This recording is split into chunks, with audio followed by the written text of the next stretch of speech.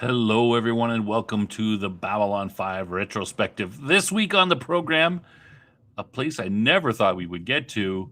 It's the season finale of season 3, Zaha Doom. Wow, I can't believe we've got this far. But before we get started, let me welcome my co host, the man who always jumps when I tell him to. It's Cam. Say hello, Cam. Good evening, everyone. Babylon 5 fans, we've arrived. We've arrived finally. The key part. From here. Here it's all the way. It's down, right? We're on the downward slope after this. Maybe not. Very quickly racing towards a conclusion. Yeah, of this saga we've been at for a year and a half, almost now. All right. I think Cam, you got any? Is there anything we need to go over before we start the show? Let's do a quick. Let me do a quick remind everybody. Hey, please like and subscribe. Tell your friends. We think we got a pretty good show here. Good discussion. We love the chat. So let everyone know. Let's bump us up a little bit. Help us out with the algorithm. Comment on the show afterwards. All that stuff. Before we jump in, let's just say hello to everybody in the chat. Outpost Nerd is here. Good to see you, Outpost. Gavin Unit 1 is here. Skip this episode. Nothing happens. Yeah, that's pretty much. This is pretty much a placeholder episode. What do they call those episodes? Fillers. Filler, one and done. Yep. Who else? Oh, yes. Dave is here. And what? Dave, did I miss it? Did you bring? Oh, there are the greetings from the Narn delegation. Thank you. I missed that. Thank goodness. I was going to throw off the whole show. My goodness. And of course, Jeanette is in the chat too as well. Hello, Jeanette. I hope you enjoyed the episode. It says we've got 11 people watching on YouTube. That's great. We appreciate you guys being here for this big episode. It should be an interesting episode. Lots happened. We'll talk about it. Let's talk about it. Let's bring in. Shall we bring in the rest of the panel? Yes. Let's bring in. Of course, we'll bring in Death Angel Shadow. Hello. Madman, of course. Greetings from the fortress. And Dean from across the pond. There we go. Hello there. Good evening, everyone. Good evening, gentlemen. Good evening. Welcome. You excited to get to this? Yeah, it should be a big deal. But before we get into the show, we have one thing that Madman alerted me to. It's the special day today. Madman, do you want to announce the? Yes. Day? One of the cast members of Babylon 5. It's his birthday today. In fact, he's the focus of tonight's story. It's Bruce Boxleiter. He's 76 today. 76. No, he's young, man. Damn. Holy moly. Awesome. 76. He's just a kid. He's doing pretty good, I guess, for 76. Yeah, happy birthday, Bruce. Yeah. Happy birthday to Happy birthday, Bruce. And it spelled his name right. Look at that. Beautiful. All right. Well, many happy returns to him. Because we want to get him on the show to do. Yeah. That's right. Yeah. Always looking at myself. You got to stay on their good side, man. Got to do the important. Got to think of the important things, right? Yeah. Look at it for. Well, if Bruce is watching right now, just tag us and we'll get you. Yeah, we'll get you in, man. Bruce, no problems, no sweat. You got a VIP front row pass, Say, Bruce, just say in the chat, say, hey, it's me, and I'll send you the link. We'll put you up in a comfy place at your house. Put you right in the center in Cam's spot. And as advice, since you've been hanging around with Claudia lately, you could bring her along too. Yeah, we won't complain. Yeah. All right. Okay. Shall we get to it, gentlemen? Oh, well, I almost forgot. Jeez. Trivia. We got to do trivia answers from last week first. Let's do those real quick, and then we can jump right into it. Not waste any time.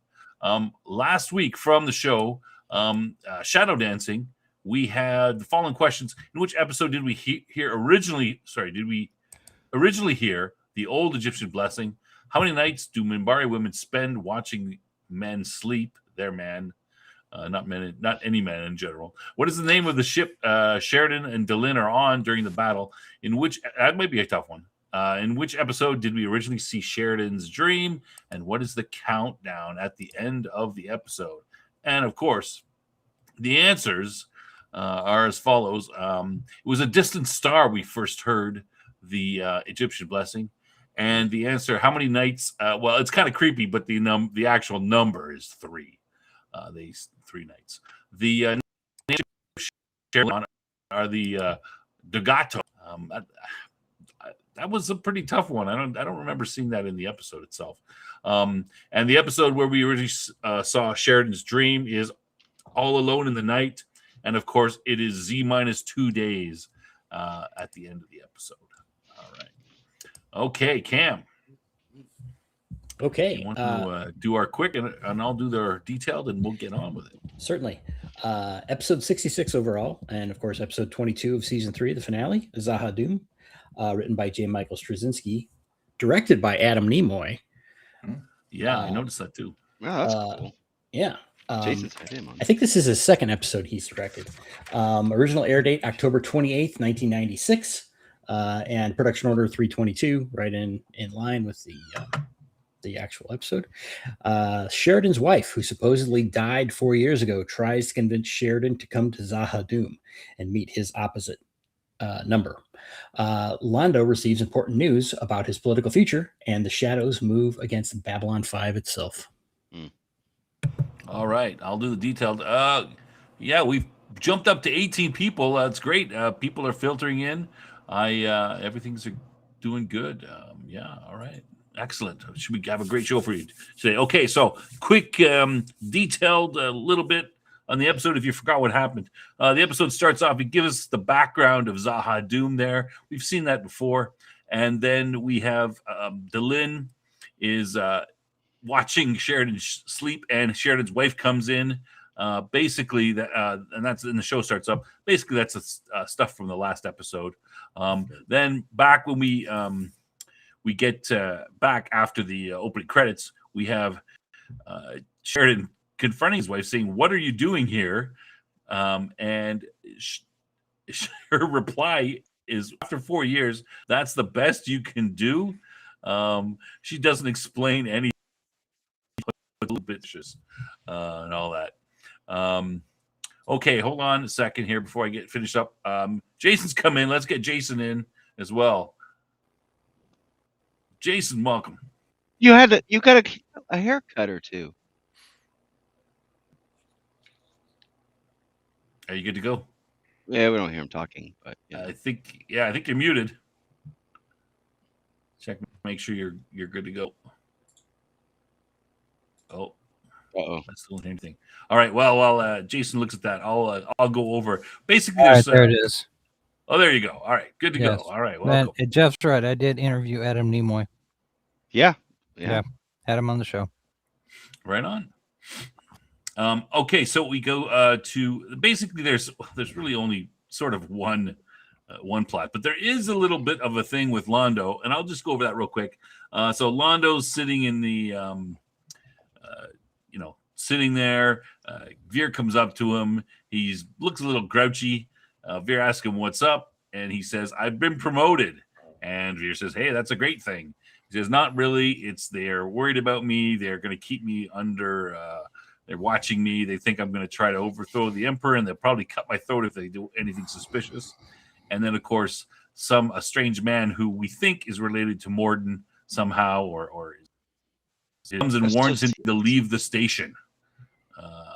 And that's about it for that sort of plot line.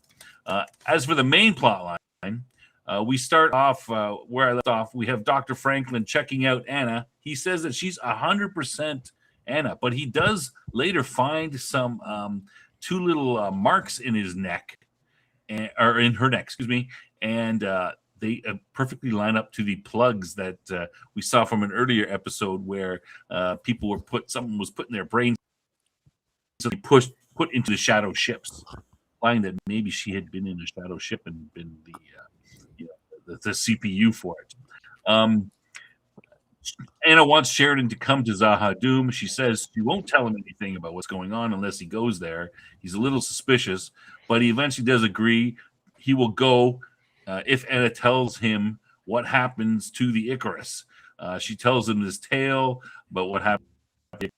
It seems a little, I mean, it seems plausible, but a little bit suspicious. We then have Sheridan talking to Garibaldi. He basically gives him an excuse to empty out the White Star, saying he wants all these on the ship to go through security and get IDs and all that stuff. And then he tells him to get a bunch of other stuff. Garibaldi says, no, looks at the list. He's got this look on his face, and we don't know what's on the list, but Sheridan basically says, can I count on you to do what you need to do and not ask me any questions or poke your nose in or anything?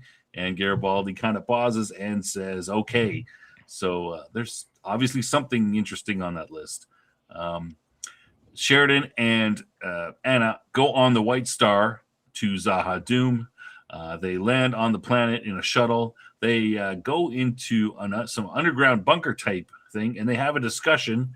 There is Mr. Morden is there, and a new person named Justin, as well as Anna is there, and they talk about the Shadows and the Vorlons. They basically say that that the two of these, the Shadows and the Vorlons, were basically the same. They were this group that stayed from 1 million years ago to help the other races.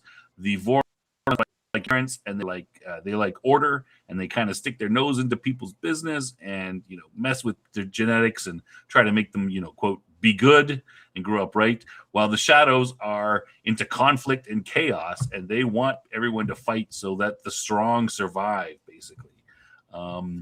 That's what that's the sort of the supposedly the philosophical differences between the two groups, according to Justin, who we've never said before.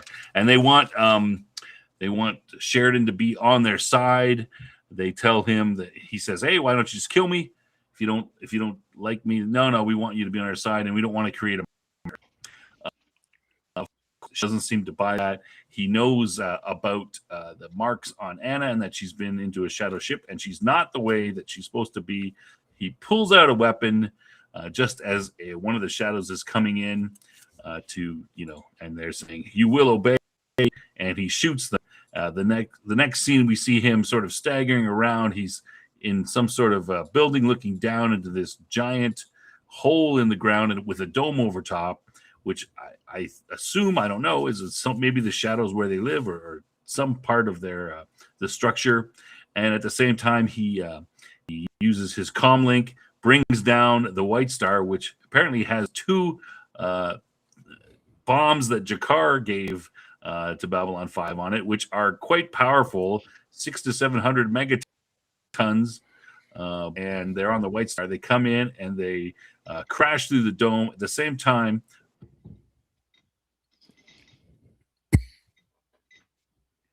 Did we lose Snob? I think we did. What a cliffhanger, though. At the I same know. time- Dun, dun, dun. Let's give him a second to see if he recovers. Oh, wait. It's our stream now. There we go. Welcome back to our show, Snob. his last here, I don't know, I just crashed for some reason. Okay, you were What was just the last talking. thing? You were just It talking just about crashed. as the White Star was coming in with the bombs. Yep. Oh, how exciting! Yes, the White Star's coming in with the bombs. It's about to crash. Kosh says, "Jump." Sheridan jumps. There's this large explosion, and then we cut back to. Sorry, I missed one thing. Babylon 5 at this time, when this discussion's going on with Justin, Babylon 5, a bunch of shadow ships come and surround Babylon 5. At the same time, the bomb goes off. All the shadow ships from Babylon 5 leave. Ivanova says, quote, he's gone. And we find out Garibaldi, who was in a fighter, all the fighters were launched because of the shadow ships. Garibaldi was in one, and his fighter is now missing. We don't, and that's pretty much the end of the show with what happened. Cam. Go ahead. Okay. Well, since we're gonna get deep into the weeds on the other things, let's just give everybody a chance to discuss the Londo bit, which, as you described, it's a brief scene. He's talking to Fear about getting promotion, splitting his time between the station and the court as the I think it was the Minister of Planetary Security, and which he says that it's to control him. So let's start with Dean. Anything you have about kind of this development of Londo? Yeah, it's so we're talking Londo, yeah. Yes. And how he laments. And I think we've all, as we get older, we all have this. Why couldn't this opportunity have come to me earlier when I could have actually utilized the prestige, the power, So I think on one hand, he's kind of, for me, he seemed to be resentful he didn't get this earlier, but on the other hand, he recognizes it for what it is. And it's a poison chalice. They want to keep a closer eye on him. He's getting too much power, too much notoriety from people outside of the court's control. Do you know what? We might actually get to see a bit more of the Centauri court, maybe even see the Emperor himself in the next season. I think that would be fantastic. Yeah, and a good point. Londo actually says that. He's like, this should have come 20 years ago or something like that. Yeah, Mhm. yeah. Yeah. The regrets of a very old man. Yep. Jeff, what do you think? Well, yeah, I mean that pretty much sums it up. He would have, 20 years ago he would have longed for having this type of position and the prestige, and he would have been able to, enjoy it. Now it's a way to divide his time between Babylon 5 and the royal court. Yep. And now he's going to have to travel back and forth, and it kind of takes him out of pocket, so he can't focus on any one particular scheme, I guess. Yeah. So And of course we see, as Snob mentioned, this messenger friend of Mr. Morden show up. Madman, what do you think? Well, it's you have this guy show up, and he's like, of course, he buys Londo a drink in the situation, and he warns him. He says, "Well, don't be here, be somewhere else, because you don't want to be here." And of course, he walks away. It's like, and immediately Veer picks up on it and says, "Is that Mr. Morden?" And he says, "Yeah, I think maybe it is time to leave this place." Because I think our time is done here. Because that's what he's thinking at this point. Right. What if from what he's seen of these what has happened, from the dealings with the shadows, if they told him leave, he's gotten in his mind and says, "Oh man, they are coming for Babylon 5 straight on." Yeah, and Londo says something like, "This is a very bad sign," or something like that. But we don't actually see him leave. I don't think, do we? No, I don't think we do. No, we don't see him leave. Jason, any thoughts on what's brewing with Londo? Well, I empathize and sympathize with Londo, because I too, 30 years ago, could have used a lot of different things going my way than now. Sure. This is just because you have what happened with Rifa, and all of that going on in the last episode, and the political machinations, I think, are catching up with Londo. He's starting to feel the noose tighten around his neck a little bit, whether that's court shenanigans, or if it's exterior forces operating within court shenanigans. We have yet to see who exactly is pulling on those strings. Sure. But yeah, it's clearly setting up something for season 4, I think. And of course, Londo is not a simpleton. We see again here, despite all of his earlier clown-like antics, that he understands, the politics of Centauri Prime. And Snob, you never have any regrets about, 30 years ago. But what do you think about Londo's? Yeah, I wish I was the Emperor's number 2 or whatever, his security guy 30 years ago, but it didn't happen. Yeah, it's. I thought, seeing this the first time, I'm like, okay, Morden comes in, Morden's buddy comes in and says, "Hey, you got to leave," and just last episode or two ago, they said, "Oh, the shadows are probably going to attack Babylon 5." So as soon as I saw that, I'm like, "Oh, they're going to attack Babylon 5 for sure." And then later on, when we see, you know, the discussion with Justin, and then they show up, Right. it seems to say to me that they were going to destroy. They're trying to get Sheridan on you know, they're trying to get him on side. But it seems to me they would have destroyed. I would guess they would have destroyed Babylon 5 no matter what. So that's part of their plan, was to attack Babylon 5, and you know, they want him for some reason. But you know, I think that cemented it with me. That's the main thing I took away from that. Well, Okay. If I can add to, I'm sorry to interrupt. If I can add, you got to remember, you know, Londo didn't want this job. Nobody wanted this job. They threw it on his lap. Yeah. When he came to Babylon 5, it's like, no, you know, you got. Was one of the other guys? Is it one of the other citizens who was like, nobody wanted this. You know, they just gave it to you because, you know, you were nothing. You know, that's how, you know, they put it to. You know. Yeah. Jeff, did you have something you wanted? Yeah. So one of the commentary notes that was brought up about this is JMS wanted to set this up as kind of a ticking time bomb, where, you know, where the audience could see and picks up on what's going on, and sets that nervous tone. You know, kind of to add tension, that you don't know what's going to happen, but you know something bad is going to happen. It kind of sets the stage for the rest of the episode. Yeah, and I thought it was pretty effective. I think the whole episode really did have this kind of tension building feel to it, but we'll get to more details on that. Can I just add one more thing about the whole you know, with Londo? I think it's interesting because, you know, Londo doesn't really want the job now because he doesn't need it. Like, he's at the apex of his power. I think he's just, you know, he's beaten Riva. He's basically, you know, one step below the Emperor, and probably the most senior guy, or has the most power after the Emperor, which is another reason why they want to get him close. So he doesn't really care he doesn't need the job. He doesn't need the influence that the job would give him. He's already got all the influence he needs to have, with the exception of being the Emperor. Right. Just to kind of tie up the loose ends, and let's just go. Let's go in reverse order. Snob, let's start with you and Jakar. He has this brief scene with Ivanova where he's explaining he got, you know, these weapons, you know, for the use in the war from the Gaim game. GAI game. Okay. Game. one of the non-aligned worlds. Which I was kind of, when I saw that, I was kind of like, why is Jakar getting, but I guess maybe he already had some pipelines going, you know, for if you remember, during the Earth-Minbari War, the Narn acted as weapons dealers. True. Yeah.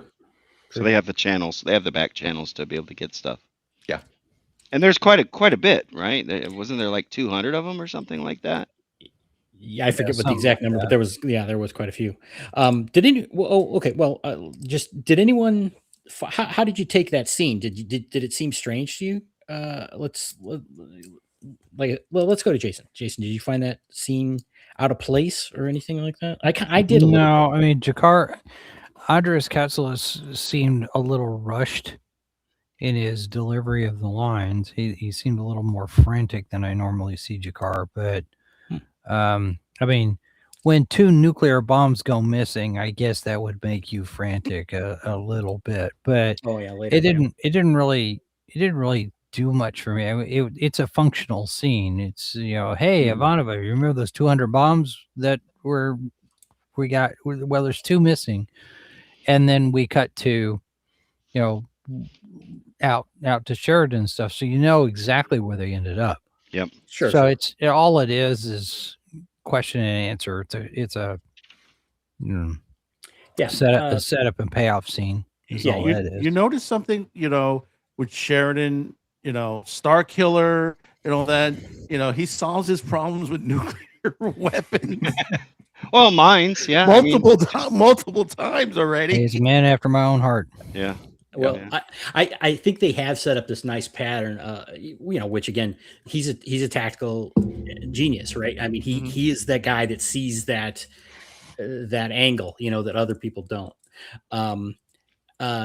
Jeff, any thoughts on this scene? I got a kick out of Jakar saying to Ivanova, as you so often say, boom.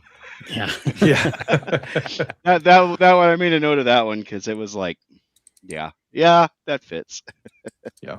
Dean, any thoughts? Yeah, I the strength of the each they call them fusion bombs, but the equivalent of 500 to 600 megatons of power. The biggest bomb that's been detonated on Earth is the Tsar bomber, which was only 50 megatons. Normal, sort of in use, is between 100 to 500 kilotons. So this gives you a kind of feeling of just how powerful these things is. One of these could level New York without any problems at all. Just one of these. So these are incredibly powerful devices that you've got. 200 on the station. Gee, I hope they got good security and that there's good fail safes built in. Perfectly safe. I mean, there's a I mean, you also have to remember that with bombs that's a exponential scale. Yeah. So for every increase in megaton that you go, it's squared or more the power. So yeah. Snob, any thoughts? Yeah, it seems I'm curious as to. I mean, Sheridan needed this for this episode. I'm not quite sure what Babylon 5 is going to do with a bunch of nuclear bombs. It needs missiles, right? Because if you just drop a bomb somewhere, it explodes and blow up the station. And they do mention that. They explained it. They explained what they were going to do with them. Yeah, they did. Ivanova explained it. Yeah, they were going to mine them. Yeah. Oh, they're going to mine the jump gate or something like that? No, find out where the shadows are about to attack and mine the area and then detonate them. That's the plan, anyways. The way it was explained. All right. So, So I mean, that's, that seems a reasonable plan. I did find it interesting that they do mention that these things were hard to detect, so that helps. Sheridan get in with the White Star later on. And it makes more sense if they're gonna mine something, if they're going to be passive mines as opposed to be harder to detect. So I think Jacquard getting the weapons didn't really bother me. He's been, like you said, the Narn were weapons dealers. He's already been sending weapons to Narn, so he's probably plugged into all that sort of thing. I'm surprised that he can get these powerful 200 of them, whole bunch of them, and they're quite powerful. But if who else would who would be the guy you go to? It'd probably be him. Plus, he wants to make himself as valuable as possible to his new allies. Sure. So it makes sense to me. I don't have a problem with it either. I think this would have been better established in maybe last week's episode, because again, like Jason said, this is just kind of like put tab A and slot B kind of thing, to kind of set it up. Throwaway. Yeah, it's to that point though. You could have started earlier in the season and established stronger, like Dean was saying, when during their earlier war, when the Narn were weapons dealers, you could call that back and start massaging that thread all the way through the season, and they didn't do that. I think that may have been a missed opportunity. Yeah, it would have been, and we did have some dead time in some of these other episodes, so it would have been nice, but it still works, so that it's not a problem. Just a minor. Yeah, I mean, take the episode at the very beginning with Jakar and Ivanova telling her he's got the bombs. Put that in an episode a couple episodes back, just as a throwaway, and then that's all you'd have to do, and then you come to it. Right. And maybe Jakar a delivery says, scene in another episode, and Jakar comes and says, "Oh, hey, one of the bombs a couple of the bombs are missing." Oh, yeah. Well, they're on the set. They're on 17 Gray. Gray 17. Gray 17.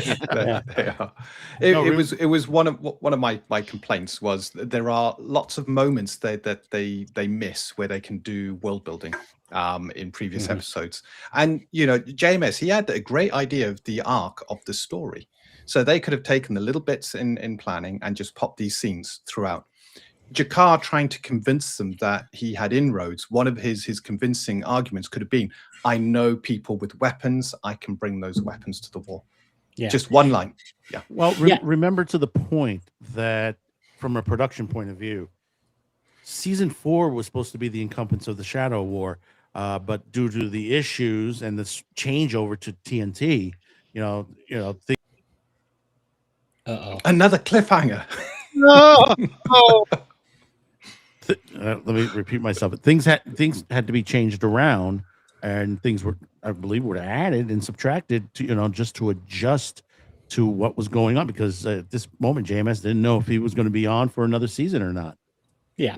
So this is, of course, hindsight's 2020 as well, to do all this. But hey, so the revised edition, they can go ahead and shift that around a little bit, right? When That's they a free. reboot That's right. It's a series. It's a free one, free suggestion from us, JMS. Yeah. Okay. Let's unless anyone else has got anything else on that, we can go ahead and kind of get into the meat of things here. And that is where Anna shows up, of course. And I've kind of got this broken down, because this is the main storyline, obviously. I broken down into some sections that I'll outline for you guys, and we can maybe talk about them in chunks. It's Anna's arrival and her initial kind of thrust in terms of what she's trying to do, and then we have Sheridan's reaction with Delenn, Franklin's interaction and analysis, and then of course we'll get to the later point where they go to Zahat Doom. But I'd like to kind of talk about these different chunks and get everyone's reactions. So of course we saw the scene from the flash forward where Anna shows up. Delenn is creeping on Sheridan while he's sleeping, and the snow globe drop and all that, and they kind of replay that a little bit, and then they move right on to Delenn running out of there, which, well, I'll ask what everyone thinks about that. But Anna kind of comes in hot. It's like, with this, is that what Delenn told you? Kind of thing, where she's already got this clear plan, or is it a plan? It's her perspective, I guess, or the perspective of what she's representing. Let's start with Madman on this whole initial setup and interaction with Anna and Sheridan. Well, first, before I add on to that, I did like that they took the scenes with Anna, especially the flashbacks from episode 2, when he got his wife's message and all that, and they redid them to replace the actress then and Melissa Gilbert at that point. Yeah. Getting into the scene itself, Anna walks in, and she walks in like very straightforward. It says, "Hello, you must be Delenn." I'm John's wife. And the shocker that you see John come out of the freaking room, and it's like his wife is standing there, and he's like, it's like it's like almost getting caught, Japan in a way. He did get caught with his pants down, sort of, but it's that emotion. And Delenn, she just runs out of there because from her perspective, she thought Anna was dead. She couldn't have survived when the Icarus exploded, to the point that basically that she wouldn't have been a Mr. Morden. The Morden became part of the shadows. At that point, she didn't think anybody else would have done that on that ship, especially Anna Sheridan. And the conversation that they had between John and Anna is like, it's been 5 years. Why haven't you contacted, to that point? It says, well, I couldn't, because, and she goes into that explanation that's like, there was so much that was happening in this, to that point. And he's just like, he's upset because he, at points, he said, I had to readjust my life to get used to that. You were gone. You were a part of my life. And then you were no longer there. But then now you're coming back into my life, and, you've just appeared out of nowhere without any notice or anything. Yeah. And this I thought this was very effective. The shadows come right in. Well, Anna, I should say, comes right in their faces with this. This is a very bold move that's clearly is effective. Sheridan is shocked. He's back on his heels about this. And she starts coming in with these punches against Delenn and, this kind of you've been lied to stuff. And you notice this happened after the attack. Exactly. Yeah, right. That basically, her ship was on the way to Babylon 5 as soon as that attack was over. Right. Right. And I thought that was a very effective setup for this. That they did it that way. She was their backup plan.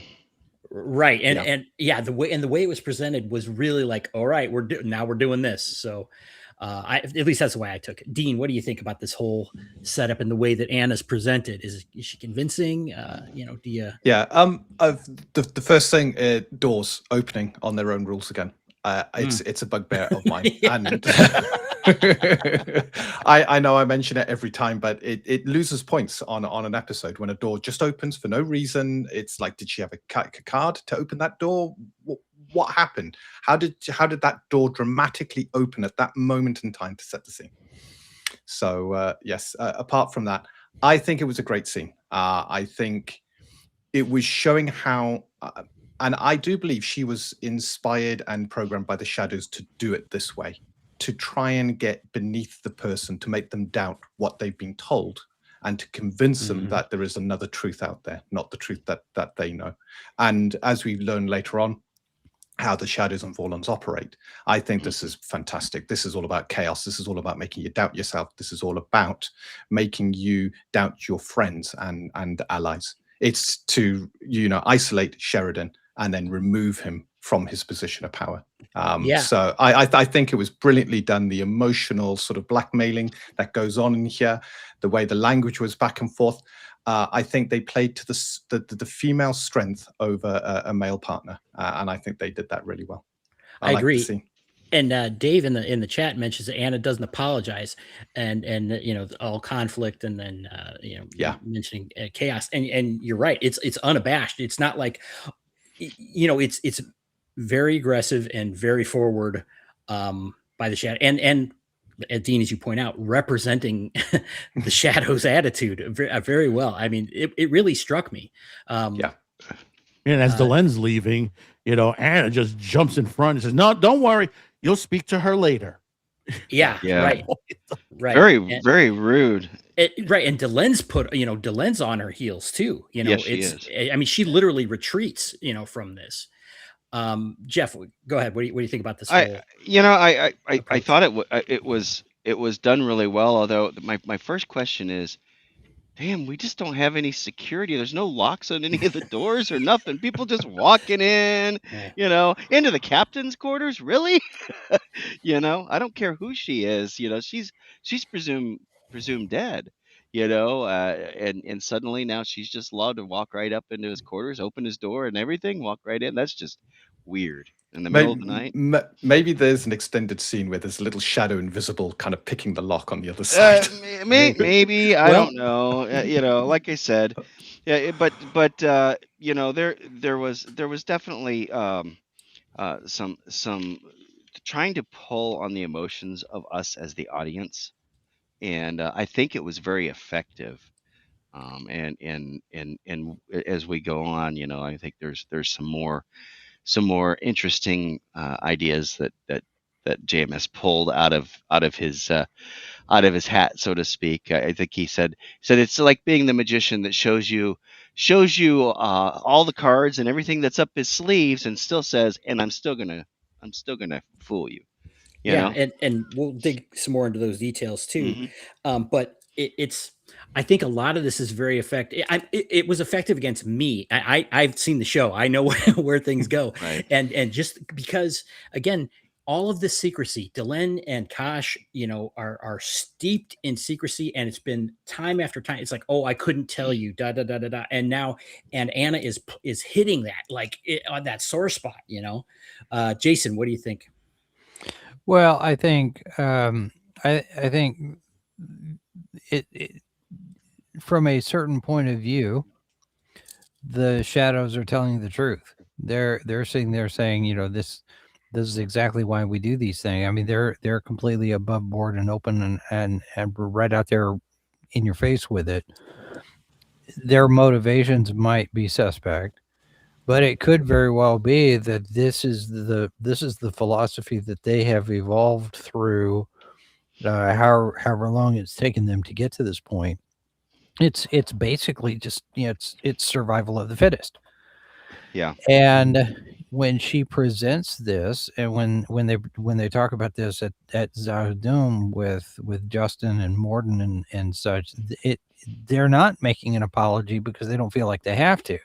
Right. They're sitting there saying, this is how it is.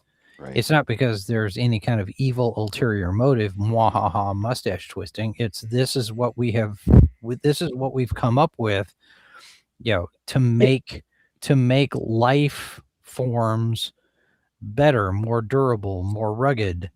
And there's almost in Melissa Gilbert's performance, especially when she's there in Sheridan's quarters, there's almost a manic quality to the way she's talking. And you see just a little bit of crazy in her eye. Yeah, it's a good point. It's the cult thing. She did it. Right? She did it really well. Yeah. She played that off. Come, Jeanette let me- picked let up me- on it right away too. Let me let you taste the Kool-Aid. Come with me. We go to Good. you just see it's a little bit. Yeah, So it was Understand everything. It was a very credible approach. Snob, what do you think about this whole initial thrust? Yeah, let me just say, hey, we got 19 people watching. Thanks, and welcome to our one watcher on one of you watching on Rumble. Right on. And I will mention just at the end, we have a little special. We'll have a special promotion right at the end that Madman made up, and it's a promotion for season 4, the first part of it. But back to this. I mean, I agree with everyone with what everyone said, especially Dean's point about the shadows operating the way that they did. Anna operates exactly how you think the shadows would operate. I thought all that was well done. Now that said, there's a lot of red flags. Like your wife comes back after 4 or 5 years. You think she's dead, and he says, "What are you doing here? Like, what the heck is going on?" She's like, "After 4 years, that's all you have to do." Like, don't you think she should be coming in with some sort of explanation right off the bat? Like, there's I can't tell you, and you got to come over here to tell you. I mean, there's a lot of. I mean, you were dead, and now you're alive. The guy, he mourned her, he buried her, all that stuff, and now she's there. He's completely surprised, and she's like, "Yeah, no big deal. Here I am." I agree with what Jeanette says. Anna seems sus right away, for sure. That's the first thing I picked up. Like, this is not normal. She shouldn't be just like, yeah, I'll tell you later. How come I'm not dead and all that stuff? It's no big deal. You know what? Jeanette pointed out to me when we were talking about this. She said, it's like that spark that you have with a personal connection, and she could tell, and that's credit to Melissa Gilbert on this, because she portrayed it very well. That there was no spark, but she was pretending, almost like the Stepford wife, just everything is great, and then but really there's some sort of, you just pick up on it. That's not the same person. You're not the same person. Yeah, and I think Jeff, that's a good point that you're making, and I got that as well too. So I'm saying that like, it's well done overall. The shadows acting the way that they should. She acts the way they should. We as the audience are like, wait a second, this is not normal. Well, and Anna, Sheridan is also suspicious right off the bat, I think. Yeah. Well, also, the fact that Anna comes back and she's like, "Yeah, I'm back. I'm not dead, but that's not important," and she just goes right into it. Yeah, right. In other stories, in other shows where something like this would happen, if somebody came back from the dead, you would spend 3 or 4 or 5 episodes trying to get the backstory and how did you get here and how did you survive and blah blah blah blah. And Anna's just like, none of that's important. Let me tell you what's going on. It's a full-blown acknowledgement that she's working with the shadows. I mean, there is no pussyfooting around. There's no obfuscation or anything. She just goes right into it.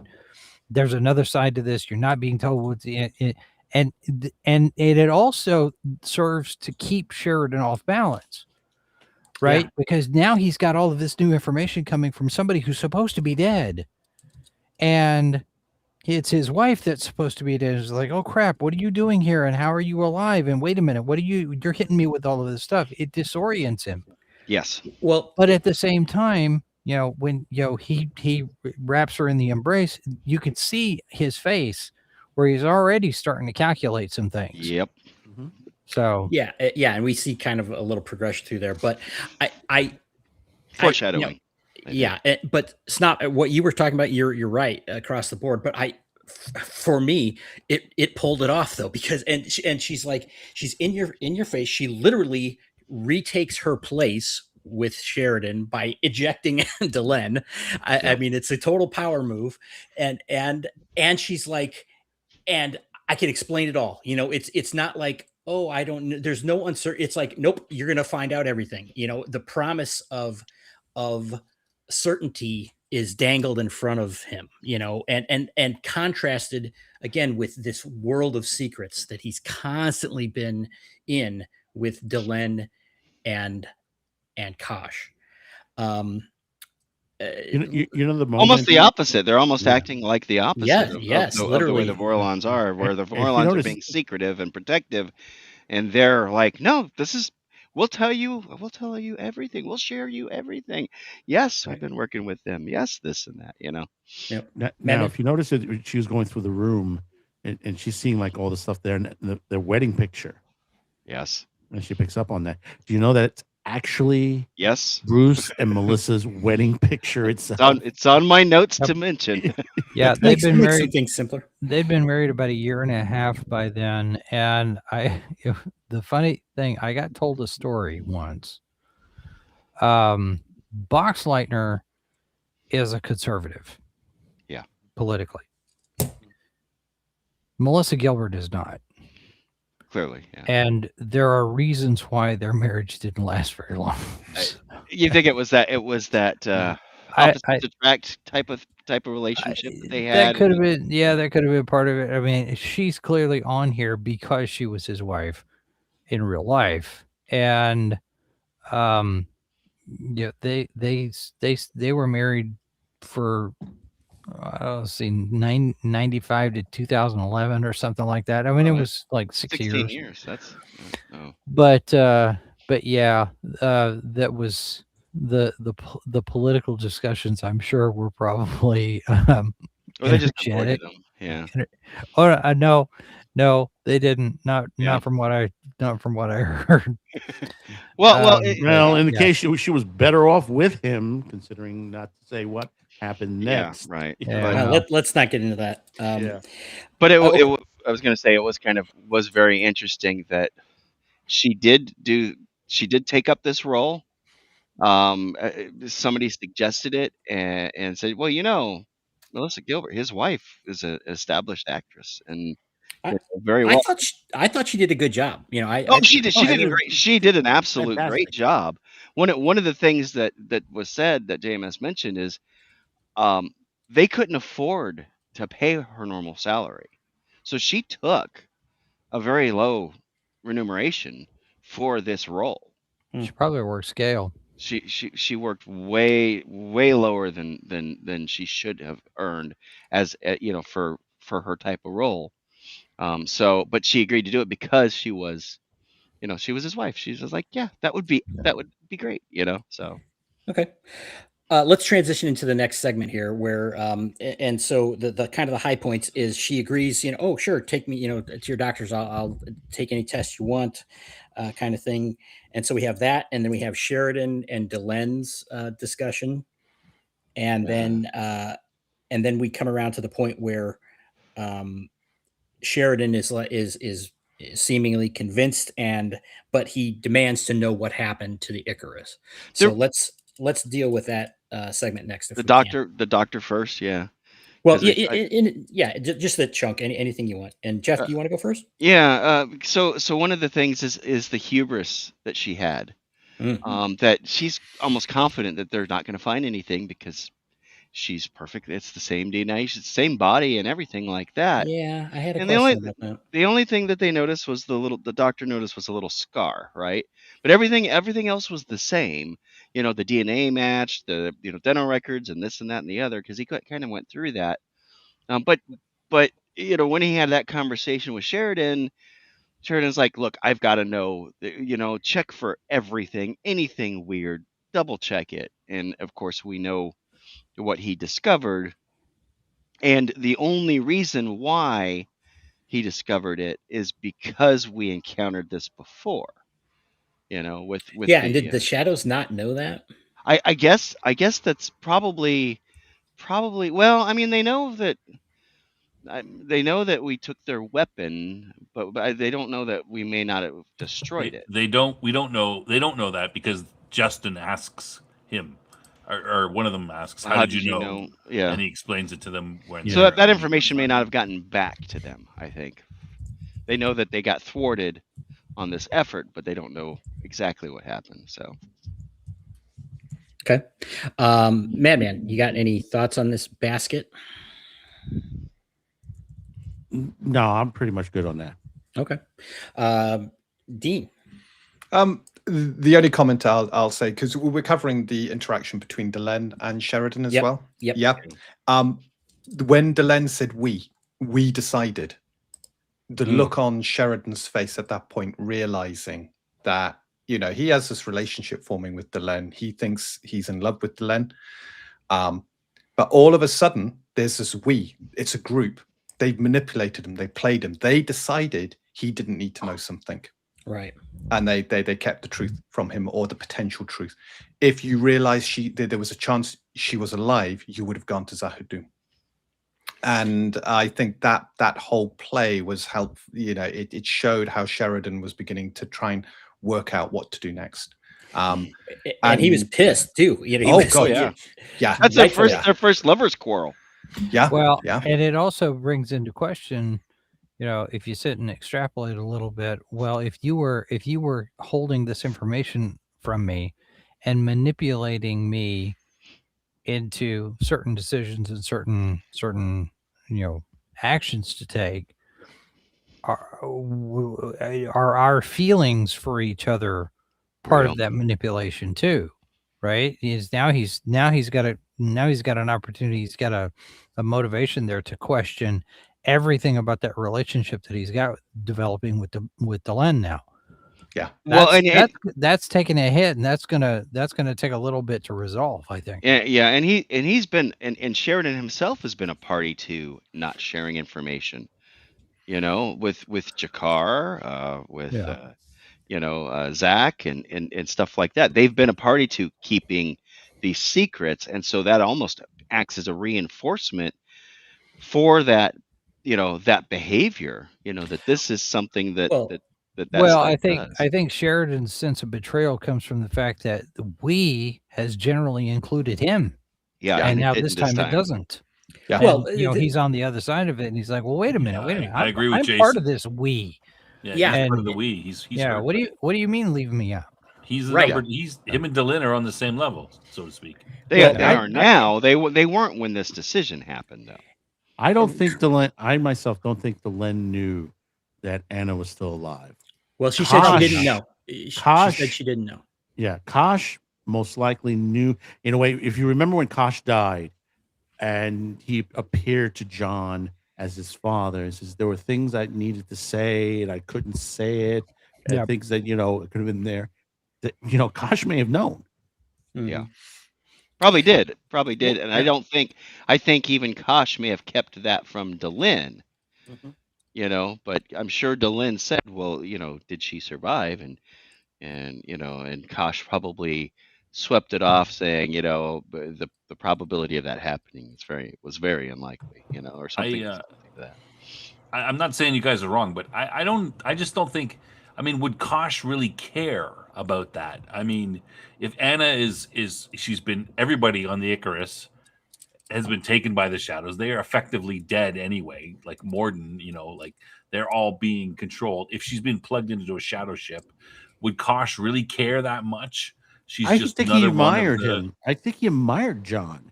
Like I Yeah, said, when but he appeared to him as his father, he could have appeared as anyone to John in that dream when he died, but he chose his father. Why? Because I think he had some admiration as far as like a fatherly figure to John, Yeah. because he was Yeah, teaching him. He was Yeah. teaching him to fight the shadows. yeah, but would that translate to Anna? I mean, Sheridan thinks she's dead, That's, so that may have been one of the she- things that he knew. She might as well Well, be I dead if think she's running a shadow ship. Yeah, She's but I never think going to get out of that. She's not going to be the same person when she comes out, and he might, and Kosh would know that. So why would he even Well, we Well, don't know if he be knew that or concerned not. about it? yeah, well, except for the fact that Justin points out, Sheridan has been effective in getting everybody to cooperate and work together, which runs counter to the whole plan of we have to have chaos and disorder and combat and conflict in order for everybody to improve. Yeah. So Sheridan has proven to be a key figure in the cooperative spirit of all of the different races. And I think Kosh probably whatever precognitive abilities he had, he probably saw that path and knew that if Sheridan knew his wife was alive, he'd be going to Zahadum before He was ready. everything was ready for everything to do with all of the copy pasta white stars. Well, including himself. He wouldn't have been ready. Yeah. Yeah, Yeah, I could buy that, but my impression of the Vorlons is they're kind of, they kind of see all these younger races as kind of pawns to be moved around a little bit, right? Oh, yeah. And there's something much more important going on. The whole the galaxy's at stake per se. So the fact that your wife is stuck in a ship somewhere isn't really that important when the fate of the galaxy is at stake. That's I my think kind of Kosh was impression of them. different than the others. Yeah, but Yeah. Fate of the Galaxy comes into it when you got the one guy who can get everybody to work together. Mhm. If he runs herring off onto some wild, rescue mission before everything's ready to go, and he's the only guy that can get everybody to work together, and now he's dead, then you end up with George R.R. Martin never finishing The Winds of Winter. Well, Because the one I'm- guy you need to have the happy ending you killed off in the first book. Yeah, I'm holding off using the term that Justin uses until we get to that part. Yeah. As so but Well, it's on it's on the tip of my tongue. Okay, but I don't disagree with anything anybody's saying, but the upshot of all this for me is that this again, the shadows have accurately described the button, found the button to push and are pushing it, Yep. right? Which again, in the story from the viewer standpoint, for me is very effective. I really I really like that. I mean, I'm like, yeah, these guys might have a point. Yeah. Okay, but then there's a turning point in here, and I don't think we have this is because we see Sheridan pissed off. I mean, maybe more than we've ever seen him angry, Right. with Delenn, because he's been betrayed. I mean, it's true, he's been betrayed by them in the sense that they just made decisions for him, and he said something like, how dare you take that out of my hands? Take that decision away from me.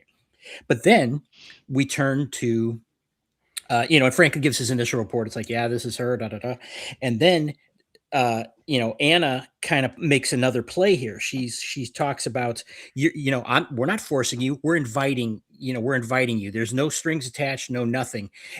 But then she kind of throws in, he says, oh, what if I don't? And she's like, then I'll just go back by myself. So it's like, oh, the thing you want is going to be tugged away from you. So there is some subtle coercion there, right? Oh yeah. But Sheridan now starts to turn a little bit, and he's like, okay, you have to tell me what happened. Because in my mind, it's like he's forcing an info dump from her, which then he can analyze against what he knows and, kind of test this, right? It's a one person, good cop, bad cop, but basically, you're seeing independent perspectives, and he's the wheels are turning, right? Madman, let's go back around to you. What do you think about this? So, and as a result, Anna tells her story about IPX and all of that. Do you want to discuss any of that? I mean, yeah. I mean, we flash back over to, the whole situation. Like I said, with the message she left before she died. Telling John's sister the whole stories of the whole situation onto there. That they found something on another world on there, and that she was going. It's this great thing into this whole situation. And then you get there, everything goes sideways to that point. And then when she's back and you hear, she's like, it's in a way, yeah, you see a bit of a dark on her, but you also, she's throwing that excitement point that says, oh, it's so great, all these people, the shadows is not really their name. Their name is 10,000 letters long. And he says I couldn't pronounce it. I tried and once, I've tried. And you see the kind of the scientist part or the archaeologist part of her, but still, it's it's not Anna.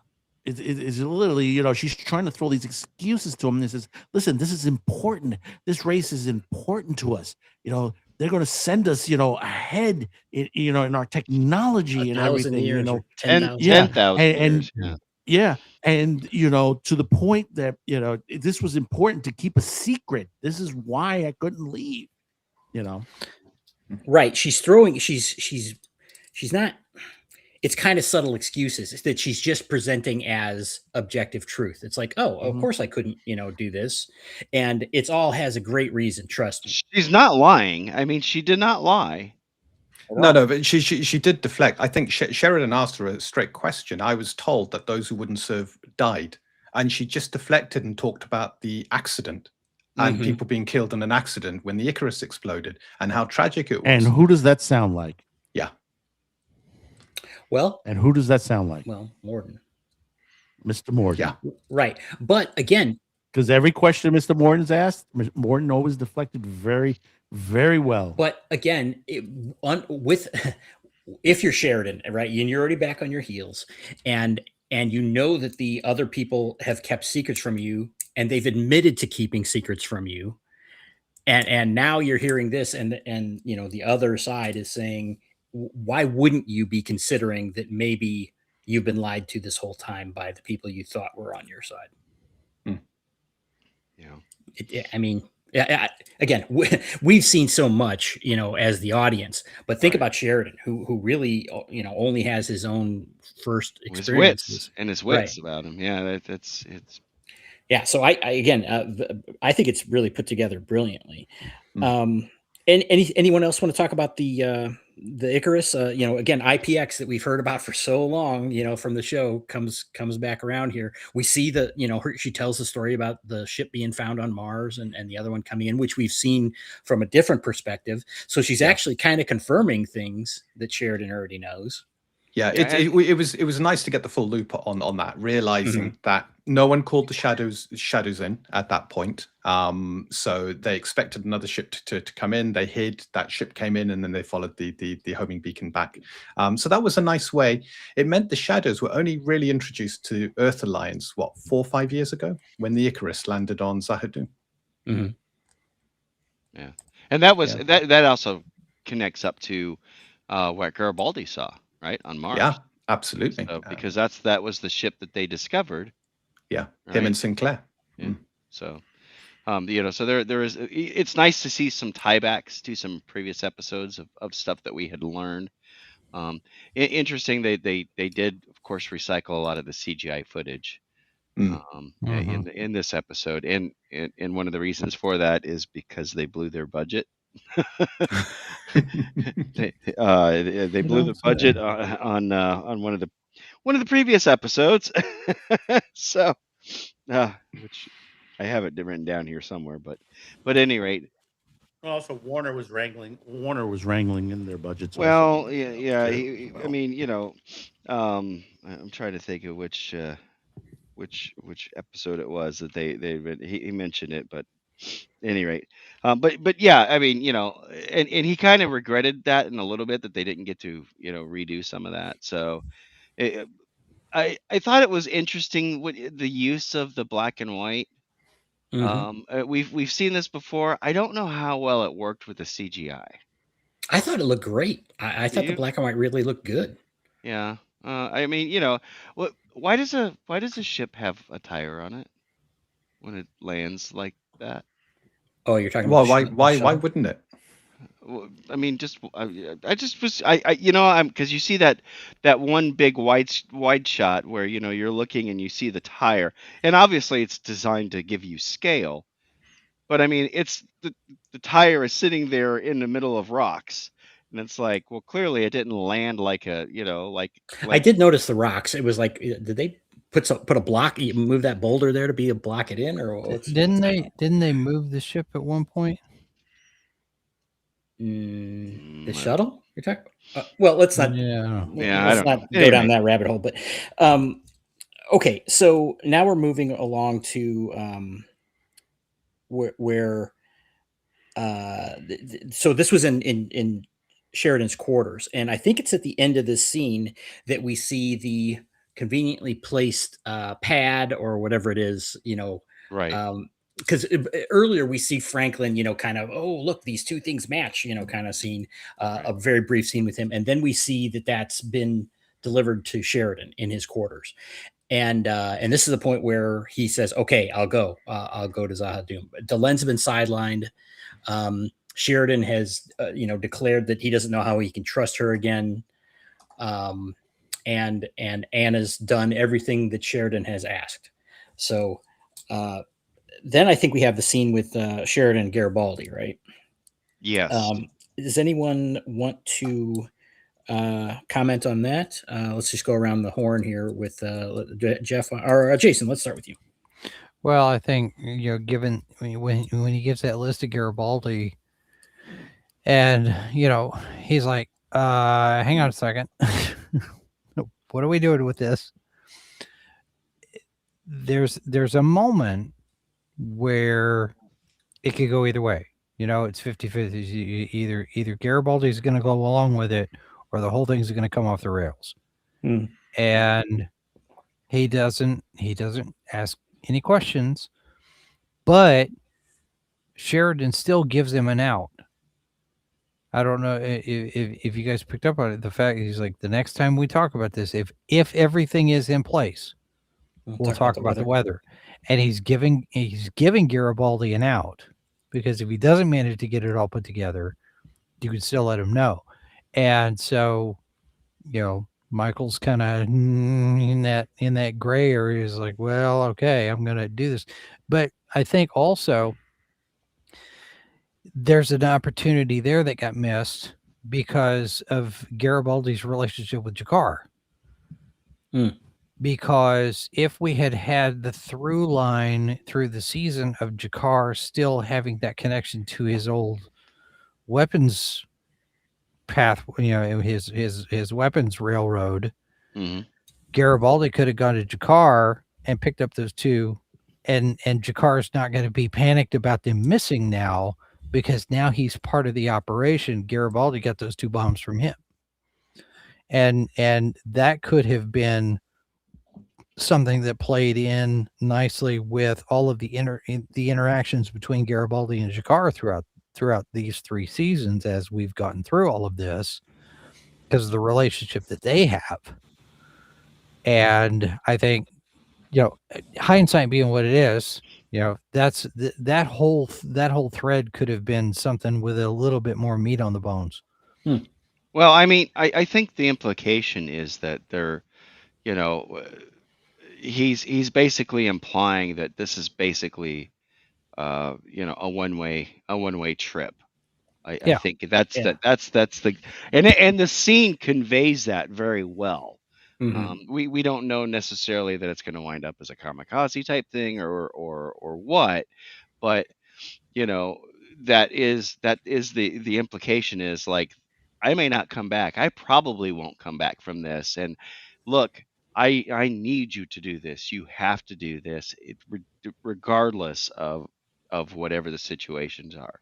and he kind of lightened the mood a little bit about talking to a superior officer like that, because he called him a son of a bitch or something like that. Yeah. And he's like, that could get you court-martialed, but but then I think that was a look. I need you to do this. This is important to the cause. Yeah, and Sheridan does kind of reference, the development of their relationship, Mm-hmm. and I thought that was done quickly but effectively. Right. We're going to move on to them going to Zahadum, but does anyone else have anything that we've already discussed that they missed? Any other points you want to wrap up before we move to the next part? Well, remember another point. Kosh, when the Volans attacked the Shadows, remember Kosh had said, when you go to Zahadum, I won't be there. And then there's that section of the two-parter, and when he's in the future tense, and Delen's telling him, "Don't go to Zahadum. Whatever you do, do not go to Zahadum," and that's adding on to this point. Mm-hmm. And Sheridan's at the into the thought pattern at this point. Says, "I don't know what to do, but looks like I'm going."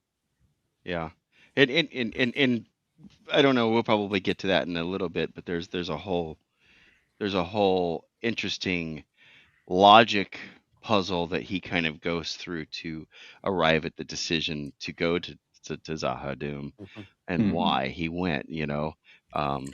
Based upon some of the things that happened to him in one of the previous episodes where he had the flash forward. Yeah. Well, you know what? There is one point that I forgot to bring up, and that is when Sheridan is talking to Len, and I wrote down in my note, I said he forgot the future vision, at some point there. Now, of course, or did he? He remembered it clearly at some point, but did anyone else think about that? When all this was going on, I don't mean just the reference of not going to the Zahadum.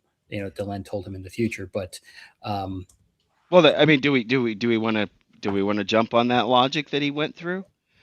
Should we go ahead and discuss that right now? Yeah, I don't want to.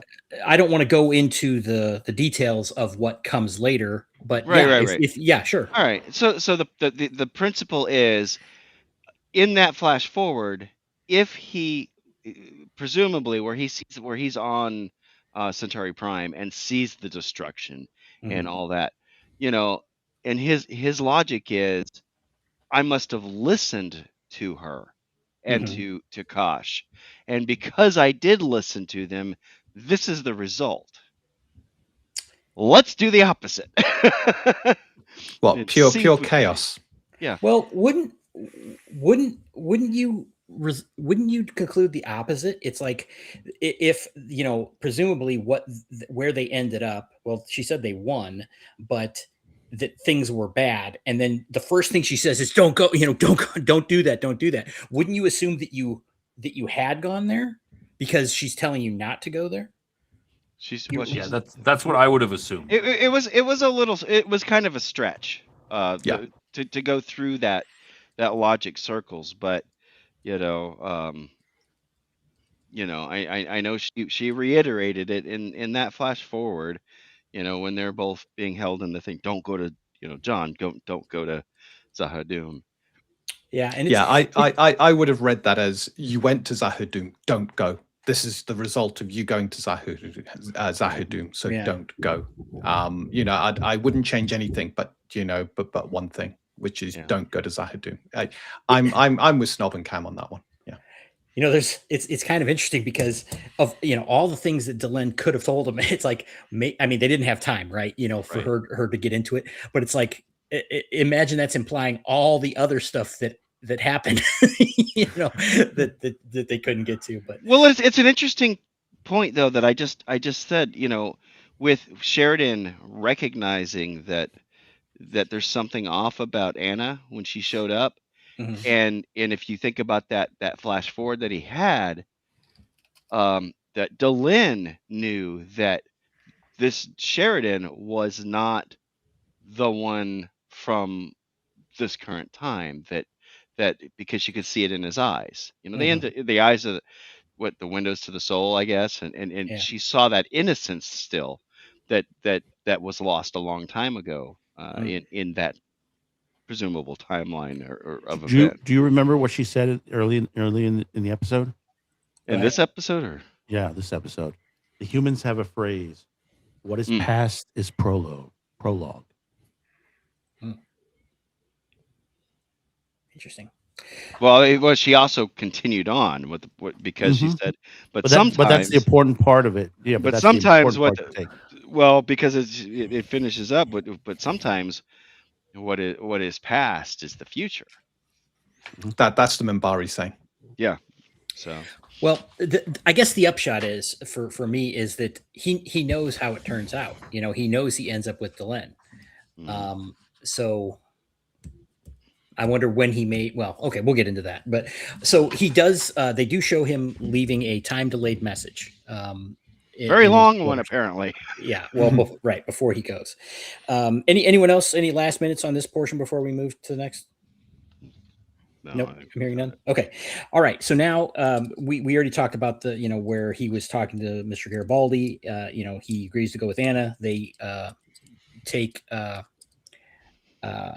get out on the shuttle and take it over to the White Star, which they then use to to fly to Zahadum, and then just a few things. The one other thing, Franklin kind of comes in and finds Ivanova, and it's like, didn't where's the captain? Kind of didn't he had to see this? I gave it to him, kind of thing, and they kind of leave. Yeah, that yes, he got floating out. acknowledgement that he had received it and Right. read it. And he's like, well, why is he going? It's like, why is he? Why the hell is he going?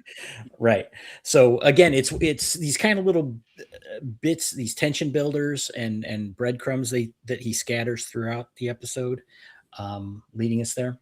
And then, this kind of goes on a long time, but Sheridan gives Anna that look when they're on the White Star, which it's just the two of them. And it's like, okay, we'll go. And he's kind of playing like, yeah, I'm feeling it. We're going forward. And then he gives that very obvious glare at her. And now we find out why none of the Minbari crew is there. Right. But what do you guys think of that in terms of the story and anything else in this is lead up part here? Do you think that was too much? That was too obvious for Delenn? Sheridan? Did that break the tension for you? Dean, what do you think? I think it was. I did like the sideways glance at Anna, and I think at this point, I know the first time I watched, you're going, look, there's something wrong, and then you see that scene and you go, yes, he knows there's something wrong, and he's got a plan. And because at this point, you don't even know exactly what Garibaldi put on board the White Star. Right. It's not revealed that the two fusion bombs are missing. Yeah. So the first time watching this, I was on the edge of my seat. I was shouting at the TV, and then this scene came along, and I was like, "Yes, he's got a plan. Something's happening. Something's going to happen." So it was. I think it was quite a short scene, but it kind of told the audience what they needed to know. Yeah, and I didn't dislike it either, but it did turn off that whole tension that I thought was built up so effectively, of it's like, man, maybe the shadows have a point, and now it's kind of gone at that point. And is maybe that's not bad. It's just that they've moved on. It's like, okay, now the audience is saying, but trust Sheridan, right? He knows what's up. Yeah. And I think that's reinforced in that whole scene where they're on the bridge of the White Star, and for example, you see, where she's clearly uncomfortable being on board this ship, which has Vorlon technology. Yeah. And even to the point where, and I don't know if anybody noticed it, I kind of caught it at first, well, didn't know what to think about it, and when I watched it the second time, it was pointed out. Where she goes to kind of near the lamp or whatever, the light that's the sconce that's on the, and it kind of a little bit of a it kind of reinforces this whole problem that they have with the ship, and they of course she goes into details about You know, Well, yeah. What does she say about she it? says the shadows believe that Vorlon technology is toxic or something to that effect Yeah, if to it them. touches them. Yeah, if it touches them, it can They, damage they, them. no, they will die. Yeah, they'll die. Yeah. Yeah. Now, that's an interesting little point. I wonder if they actually believe that, if they've built up this kind of mythical, like, they're so polarized that they believe their own mythology. It's like, yeah, or is it true? I mean, are I they think so it's opposed? true. I think it was kind of hinted at just by her being on board and doing the touch, and the ship kind of reacted to her. Like, yeah, I'll take care of you. You know? Well, let me put it into this perspective. When Kosh was attacked by the shadows, isn't his suit created by the Volons? Yeah. Isn't it Volon tech? Mhm. Yeah. We don't Well- know if any of the Volons were any of the shadows were injured by that, but they did attack it and destroy it.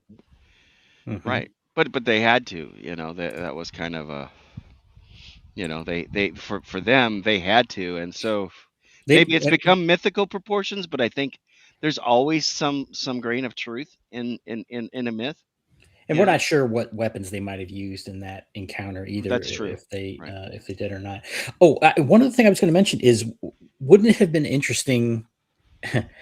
Were there any shadows with her, like with Morton? We didn't see any indication. I don't believe they showed any indication that there No, were. there was We no didn't hear the sounds in the noise either. background. No. Yeah, You would have heard that I weird. would Yeah. assume there little- was none. Yeah. Yeah. I don't think there were either. I'm just saying that that would have been an interesting. I almost come to the point that I think the ship may have refused to let I agree. Yeah, let you're them right. on board. Yeah. So Yeah. Okay. she was probably iffy, but I think they would have refused, the true shadows. Mhm. being on board. And she's fully human. She's passed every test. Mhm. The only thing that she was is that she was in a shadow ship. She's been unplugged, and her personality has changed. She's been corrupted by but them. way to she's- jump ahead, yeah. Snob. Well, I didn't see as corrupted. I said it more as, she's different. Yeah, of We've- course we've she's al- fully human. We've already kind of find that out because the doctor, we've seen the scan, and they know, and it was already mentioned that we had seen this before with the the quote unquote weapons that they recovered. And credit where credit's due. That was established before, unlike the bombs. So that is a good job. Yeah. In that respect. So Sheridan says, "Oh, no problem. We'll take the shuttle down." Which, okay, fine. That seems. Which is probably his plan all along, right? Yeah. Yeah, probably. Jason, any comments on any of this interaction? No, I think you guys got it. Okay. Okay. So, unless anyone else has anything, we can move right on to the big meeting. They actually do land, and we talked about the tires and such, and she takes them. Says that they have a special place built for them with that they moved underground long ago for protection. And then, but they have this place. So there's apparently an atmosphere on Zahadum sufficient to where they don't have pressure problems, but they have masks so they could breathe in whatever the atmosphere is. But then they get inside and they're fine. So then Anna takes him to a lovely apartment where elderly gentleman is preparing some chamomile tea, and Morden is there, which is I was kind of. I mean, I guess I'm not surprised that he was there, but it's like that's kind of also a bold move, given that Sheridan has had a very hostile relationship with him. But Sheridan kind of is demanding answers, and eventually, the old guy goes through this whole thing about what is who does this, da da da da da, and then he eventually introduced himself. Of course, Is that Jeff Corey? It is. Okay. Yeah. Yeah. So. Yeah, and for those of you who don't know, who like trivia, Jeff Corey, in the '60s, taught acting workshops in Los Angeles, One of his students was Leonard Nimoy. Mm-hmm. Mm. Interesting. That's interesting. It said he. I know I caught him mention that he was in a movie called Seconds with Rock Hudson. Was it? Yeah, well, he was also Tom Chaney, the target of Matty Ross's ire in True Grit. I think And that he the was in other one Star that's mentioned. Trek, the episode "The Cloud Minders," which is the one where, in third season, where they had the city up in the sky, and then were the mining, the Xenite and stuff. And the thing, Jeff Corey was in that episode. Yeah. Okay, so then now we've got this huge information dump where now Anna takes Sheridan's sidearm. Right. Which, Yeah. Right. As soon as they get inside the airlock area, Right. Yeah. And Sheridan kind of complies. And then we have this whole discussion where we get this big information dump from Justin, who appears to be the leader, I guess, of this group.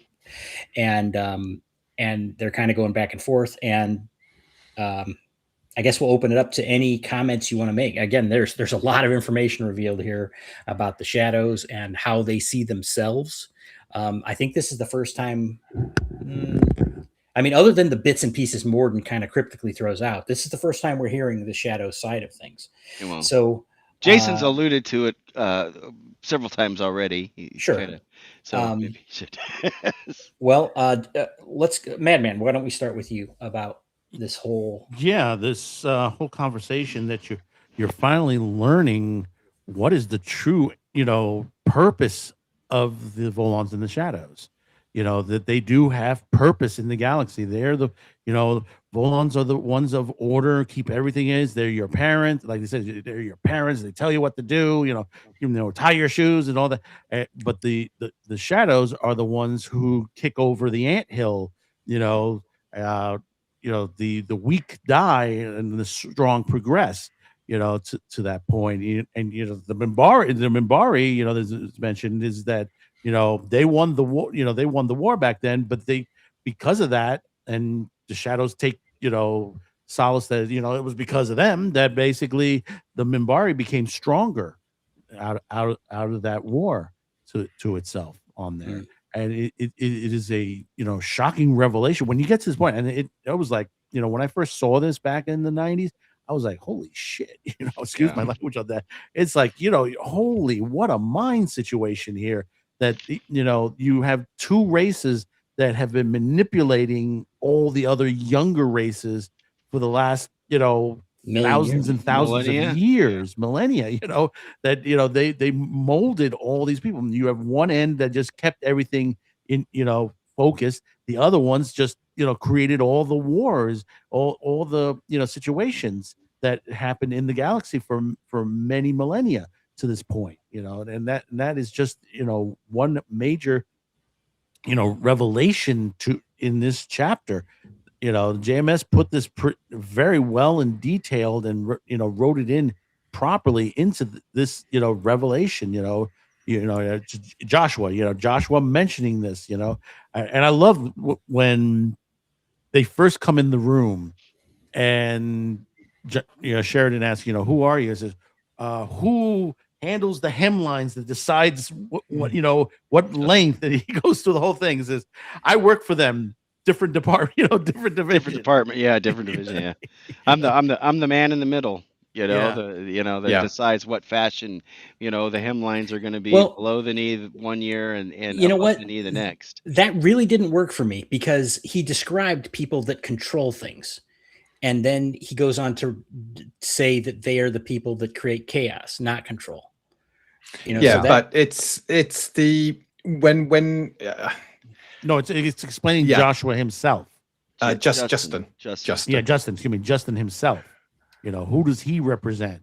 That he's made this deal with the shadow. He's it's the same thing with the side. We know the Psi Corps is involved in this whole situation as well. Well, I'm going to talk about that specifically in a minute. But okay, you're probably going to talk about the same thing I wanted to bring up. Okay. Go ahead. Well, go ahead, Jeff. If you want to talk about that. So one of the things that Justin points out is that the Vorlons have been manipulating and messing with the DNA of the various lower races, lesser Yeah. races. I'm sorry. One point I wanted to make is they said they were all supposed to be shepherds, and then the way they portrayed it is the Vorlons broke the rules. The Vorlons started messing around with it. Sorry, then that's what you're talking about. A specific instance. Go ahead. Well, and one of the things that they did is, and we get an answer finally to where did the people with telepathic abilities come from? Because we don't really have that we know of such a thing today. And suddenly all these telepaths start manifesting, and now we find out a timeline too. They started showing up 100 years ago. And Right. that's the Vorlons that was messing among humans. among humans. Yeah, that's when they started showing up among humanity. So we know that, before 21 whatever, there were no telepaths, and that's where they came about, was at 100 years ago when the Vorlons were messing with us. Right. So now, this is kind of a huge deal here because and Madman, you might have the quote, but Justin's talking about that and how they're manipulating, and he says, but fortunately our friends got there first with the help of the Psi Corps to make sure they came out on our side. John, they think the human race shows great potential. And I was like, oh my God, that is again a boulder in the middle of the lake, kind of, in the pond thing. It's like, holy crap, the Psi Corps is that deep in all of this. Yeah. From the very beginning, which again, we just mentioned how there's a little bit of a problem with that, maybe, because it's like, well, the shadows weren't supposedly active 100 years ago, and when the Psi Corps came. So, but maybe their agents are, or anyway. So I'm sorry, I just wanted to. Yeah, I think my takeaway from that was that the Vorlons brought psychic abilities, telepathic abilities to the humans about 100 years ago. But it wasn't until recently that the shadows, when they got awoken, managed to take that weapon off the playing field. So they got integrated into Earth. They got through the Psi Corps. Psi Corps started to take control.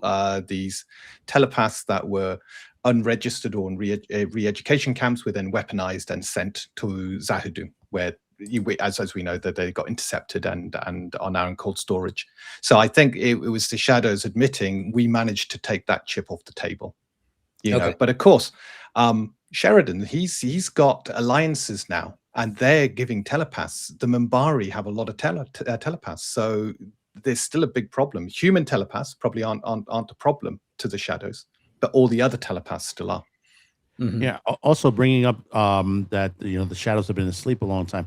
They have their servants, and how long the servants have been walking. We've only seen 2 of them. We've seen through the whole thing with the Ship of Tears situation, through Bester's mind lock with his lover, and then the creature that was in the episode with Dwight Schultz, of that creature that ended up in Jakar's book.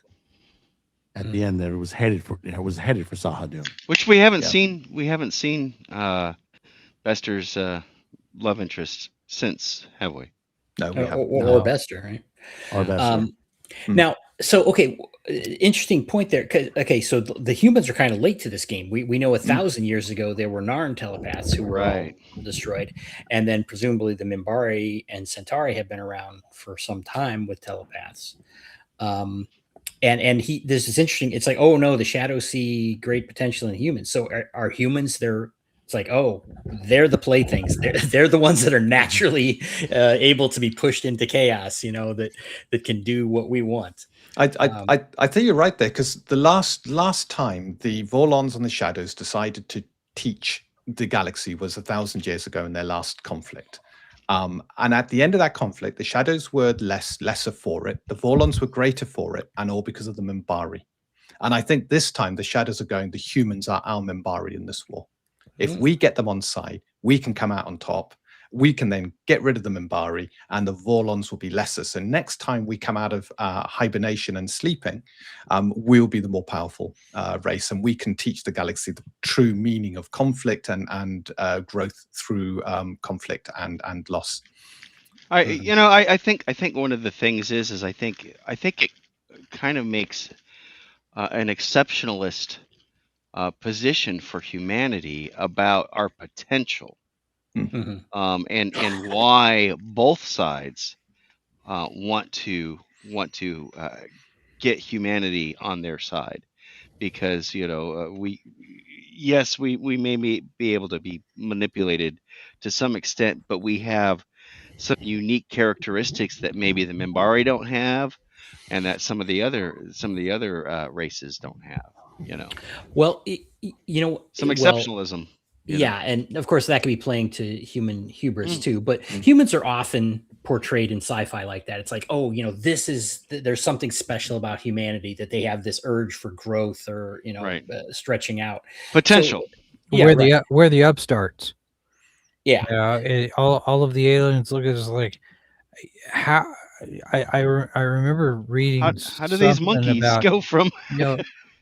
like Klingon anthropologists studying humans is like, well, and then we do this. You do what? And then there's this. Are you kidding? It's just mayhem and chaos and all of these different things along the way about how humans conduct themselves in their science and their entertainment and in their sports, all this. And it's random chaos that eventually ends up in this thing where we're ahead of everything else. And I wish I could remember the exact reference, but it was quite funny in how it basically makes humanity look absolutely insanely random. And it's you put 1,000 monkeys in a room with typewriters, eventually they'll write Shakespeare type of thing. Yeah. Well, I mean, should I make that obligatory connection about Q's fascination with humanity? Well, sure. I mean, there are I a mean, number that's of, yeah. I mean, Stargate two- did the same thing. So it's 2001. I mean, yeah. It's very common in sci-fi. Yeah. Human exceptionalism is super common. Okay, We you know always what? think we're the best. A point comes up here that remembering about the show, the origin of Earth kind of taking prominence in the Babylon 5 world comes from what? A conflict, right? Between with them leaping to help the non-aligned worlds against what was, I'm sorry, man, maybe you remember, what was the race that was the big war that happened before the with Deathstalker, her people. right. Yeah. That's It's not the Drock, it's no, it's not the Drock. It's the God, I forgot. well, I'll get it to you in a minute. I'll get it to you. The chat will get it. Yeah, Maybe the chat will get it.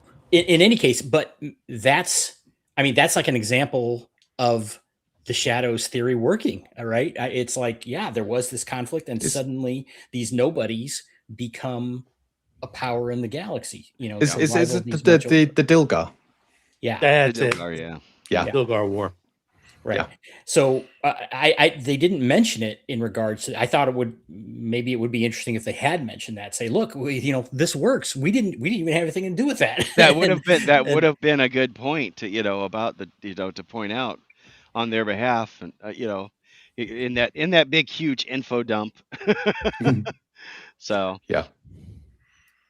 The one thing I took from this scene all the way through. So we've had 3 seasons of this mysteriousness. The Vorlons are here. They're the agents of good, and there's this incredible evil. It's mysterious. It's to be feared. It's to be combated. Mhm. And in this scene, a face is given to the shadows. Yeah. A personality. They had taken. I'm reminded of the Wizard of Oz. The curtain has been drawn back, and you now see who this fearsome wizard actually is. Mm-hmm. And for me, I think it took a lot of power away from.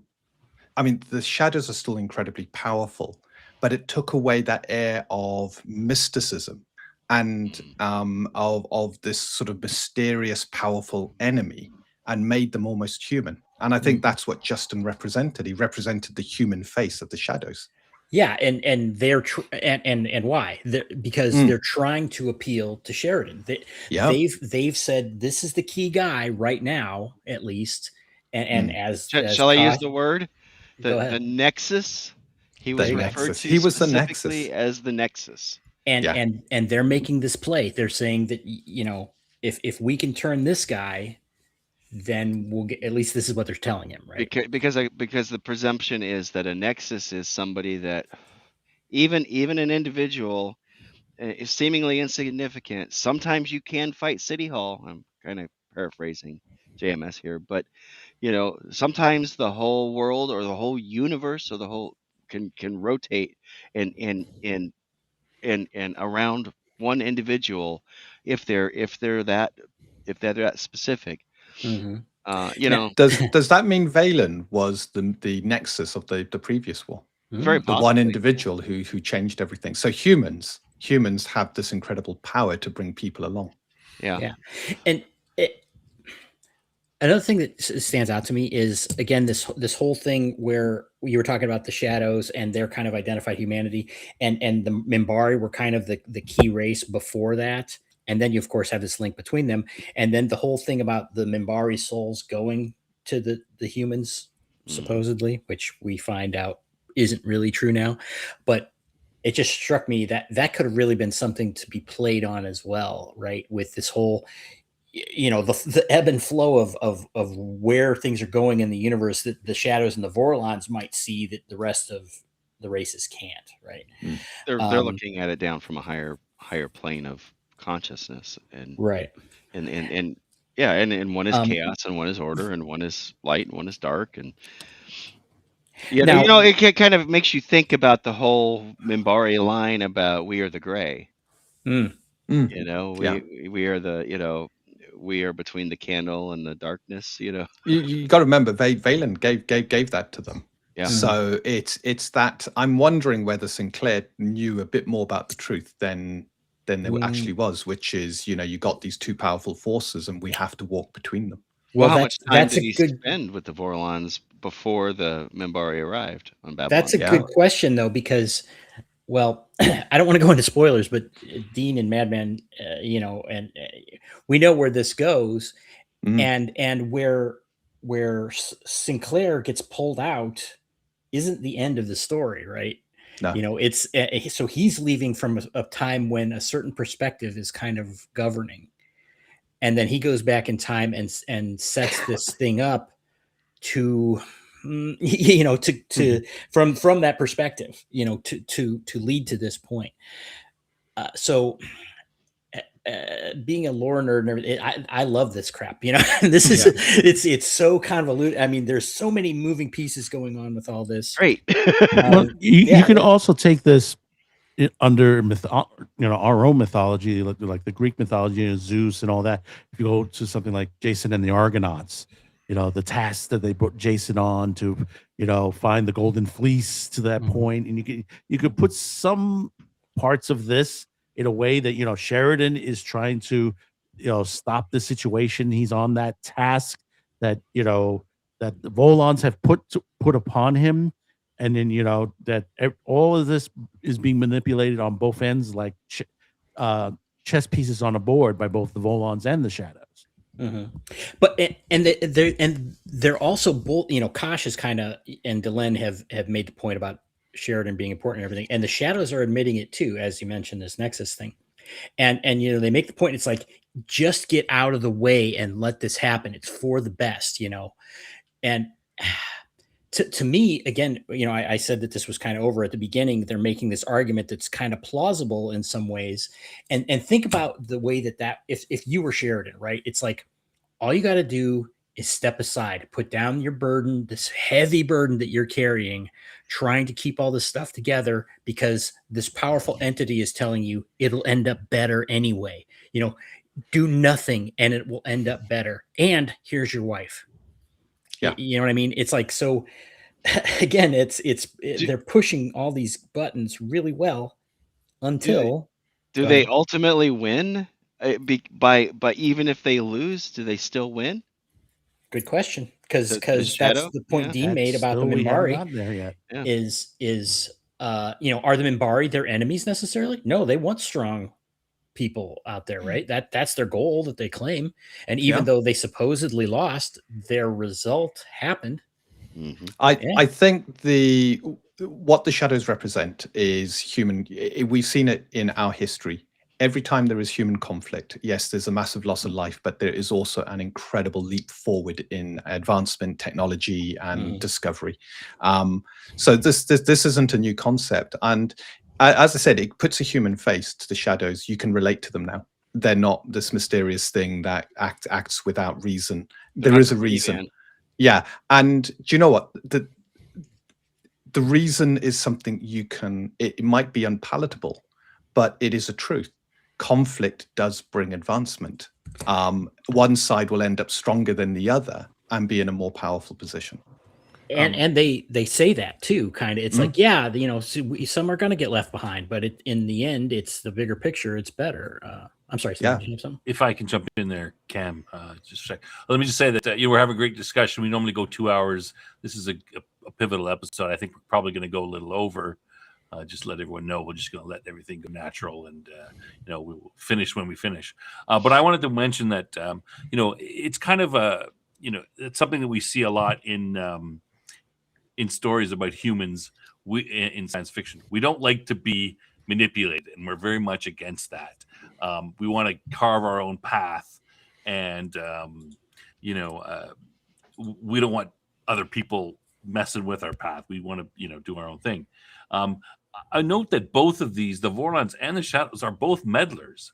They're just meddlers in different ways.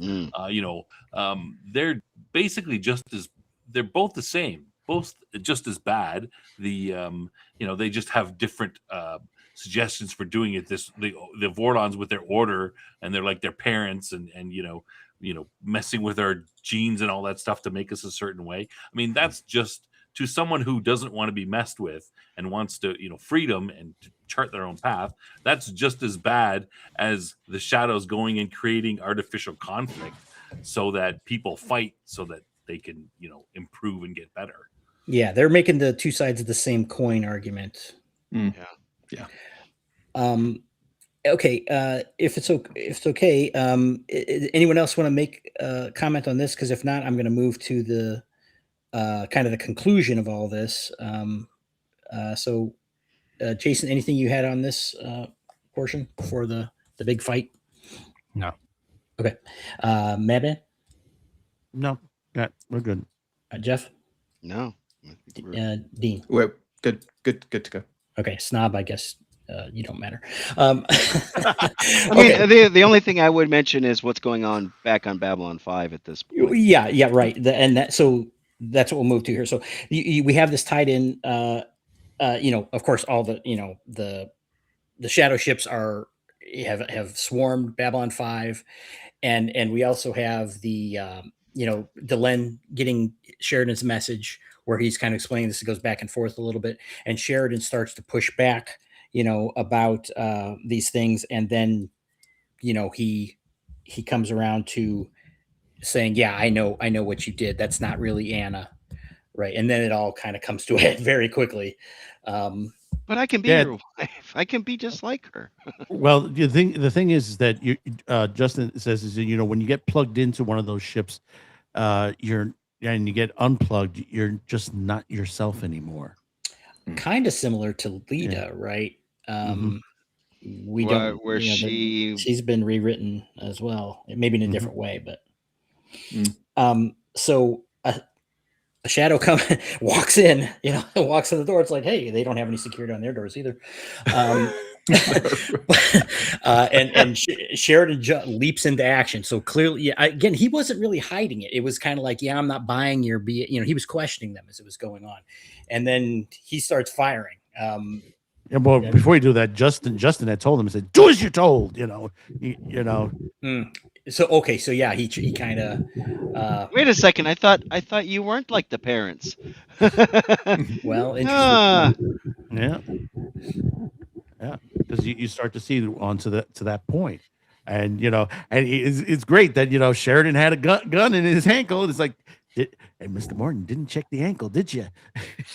Right. Aldous had an interesting point here about Lita. Want to read that stuff? Lays the heads to Anna's tails. Yeah, in a way, yeah, very much. Yeah. So this I'll just kind of go. We don't really see the fight. We see Sheridan fire, and then we see him like fleeing, having been bloodied and messed up, and he comes out to this balcony that overlooks this gigantic underground city, and a big pit. And then, of course, this is where he brings the White Star down, and Anna comes Well, out to try to. Yeah, ahead. they try to. I She was gonna comes say menacing Right. and like she's being like, "Oh, come on. I'm not the same woman that you used to be, but I can be better." Yes, Menacing doing Yeah. that funny walk with the legs go across each other, and Yeah. yes, very seductive. Yeah. Yeah, it's like the jig is up kind of here, though, right? Yeah. Yeah, this is it. Okay, so, well, what do you guys think? Let's go around the horn. Jason, let's start with you. This whole Sheridan's done. He brings in the White Star. He jumps, all that. What do you think? Well, I find it interesting that we hear Kosh telling him to jump, and there's this deep chasm, and he just, it's a leap of faith, of course, Yeah. that he takes, and of course, this being the season finale, this would have been kind of like best of both worlds, right? You to be continued. You're like, what do you mean I got to wait 3 months Cliffhanger. for this? Yeah, because I mean, we don't get those anymore. Yeah. It's now in those shows that have cliffhangers now.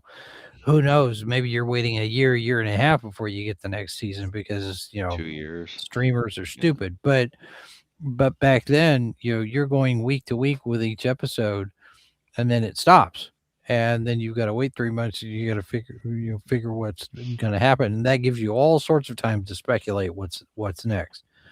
I do think that it's interesting that you bring somebody. Excuse me. You bring somebody of Melissa Gilbert's stature as an actress for 3 episodes, and then you kill her off. Which surprised me that that happened this far. And according to the trivia notes on IMDb, apparently that scream at the end is actually her. Yep. And Adam Nimoy did it 30 times before he was satisfied I with the just sound. started So, my note to mention that. yeah. So I'm like, this now it's funny because in the book that Nimoy wrote about reconciling his relationship with his father and going through rehab and getting clean and sober and whatnot, he talks about this time in his life where he was directing, and he did it mainly because his dad was doing it. And at some point, and I don't remember exactly how far along he was in his career, at some point he realizes, like, this is really not something that I want to do. And we got this block of time where you get episodes of various different shows directed by Adam Nimoy, and then whoosh, gone, because he walked away from it, which I find really interesting because he's got a knack for it. Yes, he does. He just didn't. It just wasn't his thing after all, which I find really interesting. He didn't feel the need that he had to keep going because he was Leonard Nimoy's kid. He went and charted his own thing, and he did his own thing after that. So it's fascinating. Yeah. Just as a production note, because you're saying we were talking about when a season ends and the next one begins, you have to wait a while for the next one begins. Technically, season 4, the first 4 episodes were aired only a couple weeks later after this finale. In other words, this ended in about October, and about November you got the beginning of season 4, but then it stopped at episode 4, and you had to wait till like January before the next episode. Yeah. So that leap of faith, by the way, he Sheridan that he jumped on multiple times. landing on a mat, and towards the end he was just having a blast doing it. So no, but they took multiple takes for them to get it just right for it to fit, and so that was kind of an And interesting. that was a long drop. And Wow. I wonder about the parallel here. If Sheridan jumped as easily as he did because he's done it before, Well, and that's a good and point. Kosh caught him. But he did. There was a delay.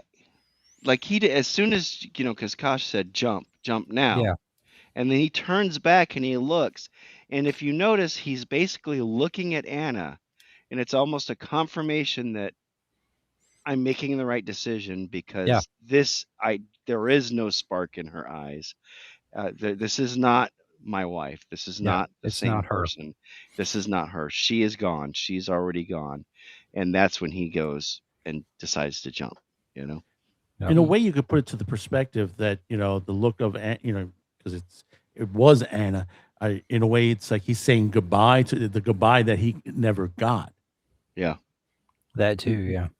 Yeah. And we don't know at this point what happened, other than the ship crashing through the dome and the Oh, you point see where the they get bright to the light Ship ship. and crashes through, it blows up. He's boom. dead. Yeah. Everybody's dead. Come You know on. what? There was an important point that I forgot to mention. There is they did mention that, or they made the point that Anna did go against the shadow. She didn't go along with them, and then that's why they put her in the ship and everything. So Sheridan, to the point you guys are talking about, Sheridan knows that he did lose his wife. The Anna he knew is gone. Right. She was overwritten basically. Yeah, Right. and I mean he knows that way before this point because he Oh yeah.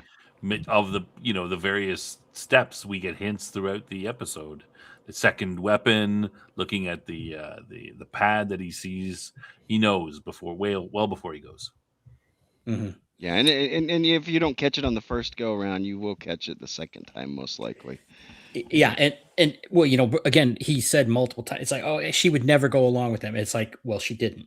So that's She didn't. a Yeah, nice bit of closure there. Yeah. And I think the explosion was a little bit more bigger than anticipated because also you had the power source of the White Star. Right.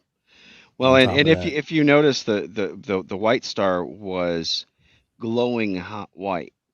Yeah, because And racing through the. well, it's not just through the that, but atmosphere, also the concept was potential anti-aircraft fire from the shadow defenses. That was explained in the commentary that was why the ship was burning up hot, and it was coming in hot deliberately. Mm-hmm. They really did run out of budget if they couldn't have added that little bit of particles coming up from the planet. There was, they did blow the budget on one of the previous big episodes. So that was. I did think about that. I'm like, do they have no defenses? Yeah. With Yeah. it, of course, being parked in orbit out there. But okay. Anyone else? Snob, do you have any comments on this whole section? Yeah, you guys covered it. Yeah, that's good. Any other things before we move to the epilogue? Well, Nope. I just want to put in also the perspective that because you said they blew the budget onto the situation. This season was 1996 season. The rest of season 4 is 1997. Primetime Network folded in 97. Yeah. So basically, a lot of things changed, after that. And like I said, that's where we were headed to the TNT level, when them taking over. Right. Yeah.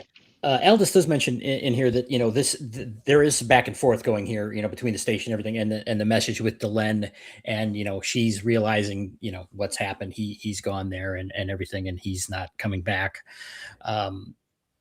And so it was put together nicely. I thought it meshed. He told her he loved her. Yeah. Right. Yeah. Right. And that was another important point is Delenn, through all this, you're lying to me, whatever. She said, whatever else you think, please believe this, that she loves him. Right. And so, and then, again, he closed that. The longest personal message ever. Well, I mean, Then meanwhile, after the explosion, all the shadow ships left Babylon Right. 5. Well, Very- yeah, and I'm sure we're going to get to that very Yeah. soon. yeah. Jakar. This kind of happened before I kind of glossed over it, but yeah, they launched, when the shadow ships came, they freaked out, of course, and they launched all the fighters and everything, and the shadows were just sitting there waiting, and it was cutting back and forth between what's going on with them trying to convince Sheridan. Right. But then, like you said, they leave, and then we go to this epilogue where we have this voiceover coming from Jakar. Mhm. Hold on, you missed one point. Sure. You have Garibaldi and one of the fighters. Well, And- yeah. That was no, that's seen before. during that.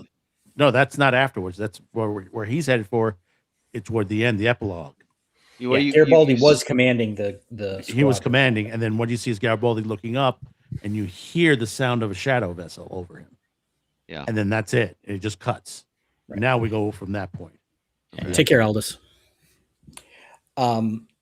Yeah. Okay. So right, and then we have this epilogue. Madman, you want to go through it? Yeah. Hang on one second, because I have the exact most of the words on there. The words of Jakar. Yeah. Jakar. It's interesting. That's a shift to that, right? Yeah. It It's not says, too Jaquan wrote, "There is a greater darkness than the one we fight. It is the darkness of the soul that has lost its way. The war we fight is not against the powers and principalities, it is against the chaos and despair. Greater than the death of the flesh, it is the death of hope, the death of dreams. Against this peril, we can never surrender. The future is in all around us, waiting in the moments of the transition, to be born in the moments of revelation. No one knows the shape of the future or where it will take us. We only know that it will always be born in pain." Yeah. And again, well written for Oh, yeah. Jakar. Mhm. The writers on this is just like smack on for his character. I mean, any speech that Jakar has had in this series has been strong, point on point. Jeff, do you want to say what we see about Garibaldi? Yeah. So after the scene where Madman was talking about, there's some discussion about any word from the White Star. No, there's no responses coming whatsoever from it.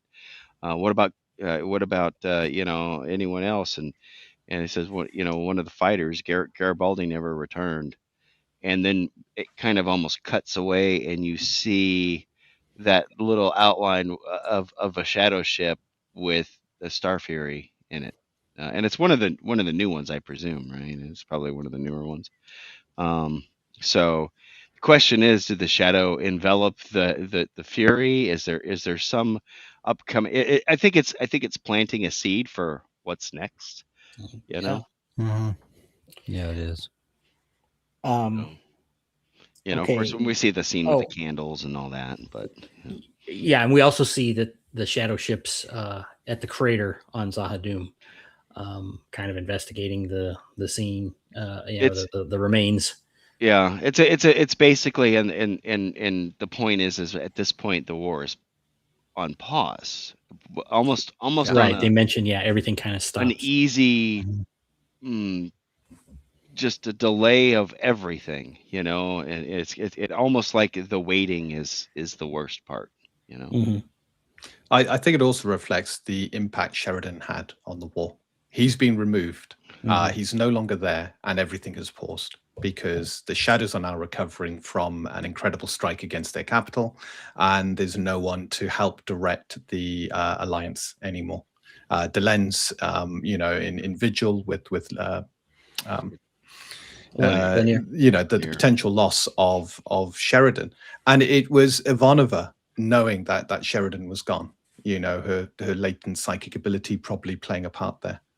So it was a very emotional end to this episode. And that was mentioned in the commentary that yes, he wanted to bring out that Ivanova, there is something to her abilities, Well, I that seemed odd. It seemed odd to me. It's like, is she Obi-Wan Kenobi kind of thing? it's kind of reminded me very much of the whole Princess Leia, where she kind of sensed something was wrong, didn't know exactly what it is because she's not a Jedi, but but even that, she's force sensitive. And I think in this case, we're showing, look, Ivanova may not be a full-blown telepath, or but she does have latent telepathic abilities, and she's picking up that something is wrong. Yeah. Okay. Any comments that anyone needs to make before we move? You'll have your opportunity, of course, in the final thoughts. But anything that we've missed? Any major points that you want to? It was interesting how they dealt with Drell and his defenses. The fact that the shadows could jam any communications with the planet. Oh, that's true. Yeah. Yeah. We didn't see Drell other than a flashback scene, right? Mm. So I'm also curious as to, I mean, the shadow goes off with a fighter in it, which we assume is Garibaldi. So I'm wondering if the shadow captured Garibaldi, or he somehow hid himself in there for some reason, or if he's attached himself to it, kind of like. So I'm kind of like, why would Garibaldi leave? And also, or the other side, what would the shadows want with Garibaldi? I mean, is he that important? So I'm curious to be about that, and also, why Sheridan jumped. Is he going to be safe in that pit that he jumped into supposedly, or what's going on with that? Kosh told him. That's a but told him to jump. So and it's I don't know. It's been alluded to that we're looking. The new Vorlon asked if Kosh had touched anyone's being, so to speak, and of course Leda said that no, I didn't have anything, he left none of his essence with me. Well, that's a good point. The Vorlon completely unseen, not participating in anything. But understand, he fell into the pit. There was also a thermonuclear explosion. Yeah, and it's pretty much, you could probably most likely say that anyone caught in the middle of that backblast wasn't walking away from this easily. Right. Yeah. So I mean, 500 megatons times 2. We're talking what 1,000 megatons? About the jumping, why not? 1,000. Yeah. Yeah. All right, Snob, you want to move to wrap up, or Yeah, that's good. Final. I would like to add something before we go on. All right. And I wanted to add this little taste of what could have been. The original scripting for this, if you remember Catherine Sakai, Sinclair's fiance. Yeah. In the original scripting, this is according to Straczynski's book, the book of scripts, she was supposed to be the Anna Sheridan. Yeah. And the way they were handling it is Psycor had captured her and mind wiped her, messed up her mind, because I can't say the word here on YouTube. Basically, and turned her against Sinclair, which leads to the she's gone to the point, she's working for the shadows, and this is where the Sinclair Delenn relationship hits in. So that's a little bit of the difference between what was and what is now. So just a little taste of that. Well, she did go to Zahadu originally. Okay. Yeah. All right. And just after we do final thoughts, before we end off, we'll do the promotion for next for before or after trivia. Did you want to do trivia before, or we'll just do it? Well, don't worry about it. Do one before or after. Take it one step at a time. And just note that next week, of course, we won't be going on with season 4. Next week will be the wrap up of season 3. Then the week after we'll go on season 4. Right. But okay, let's go to final thoughts. Who wants to start? Jason, you want to start? Your final thoughts on the episode, ratings, anything like that? Not really. I mean, I'm going to give it a 7 out of 10. Nothing really reached out and grabbed me as being awkward, except for that scene with Jukar and Ivanova. Overall, it's a pretty solid episode.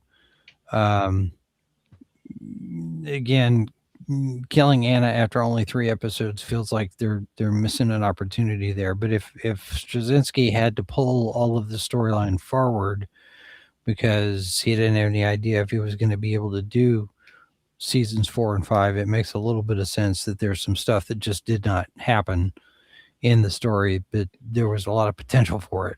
We just didn't see it. Okay, Dean. Yep. I think it's a solid episode. Personally, I think it's a great ending to season 3, and it leaves you on a real cliffhanger. You're wondering what's happened to Garibaldi. Sheridan, he said he would die if he goes to Zahidum, and everything you've just seen here is he's dead. No one can survive a fall, let alone the blast. I thought the acting was great. The plot was really tight. It was good.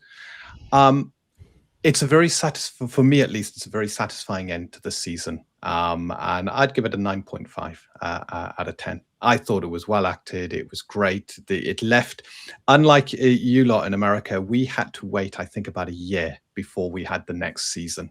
So it was one hell of a wait to find out exactly what happened to Sheridan. So yeah, I liked it. I thought it was a fitting end. Jeff. Yeah, no, this was an excellent episode. I think what could have made it better maybe was some improved CGI. As I said, they did blow their budget, so that did come into it. And there's a lot of things that JMS himself said. If I had to do it over again, I may have made some of these long speeches, especially the Justin info dump, a little more concise and stuff like that. But overall, I think it worked well. It's a solid 9. It's a solid 9 without question for me. So everything worked out well, and in the end, we're left with more questions. But we've got, and that's the way that these always work, right? But we also have a lot of answers, and now we're starting to see the dual nature, the duel of the fates, maybe, of the two different sides between the Vorlons and the Shadows, and we're seeing how each of them have done some manipulation. So I think that leaves a lot of interest, and I think the humanity thing is something that's like you said, it's a core concept to it, that we're the anomaly in the universe, and I think humanity likes having that. I think we like that. So. Man. This was a very strong episode, considering all the production issues and all that. The question mark, JMS had, am I going to season 4 or 5? We don't know at the point. He was able to wrap this up pretty good for what he was able to do. You have the strengths, and some weaknesses, but overall, you had Sheridan's emotion of, seeing his wife alive again, and then finding out that, it's not his wife anymore to that point. He dedicates himself to Delenn, that he loves Delenn. We know to that point. And of course, him, leaping to his death at the end of this episode, showing, that, he's going to take whoever he can with him on that point. I'm going to give this a 9.5 kamikaze out of 10. Kamikaze style. Yeah. All right, Kim. Yep. Well, I liked it a lot. Like I said, I thought it was very effective in kind of pulling me as an audience member in a certain direction, even though I knew what I knew, and it still made me go, do they have a point?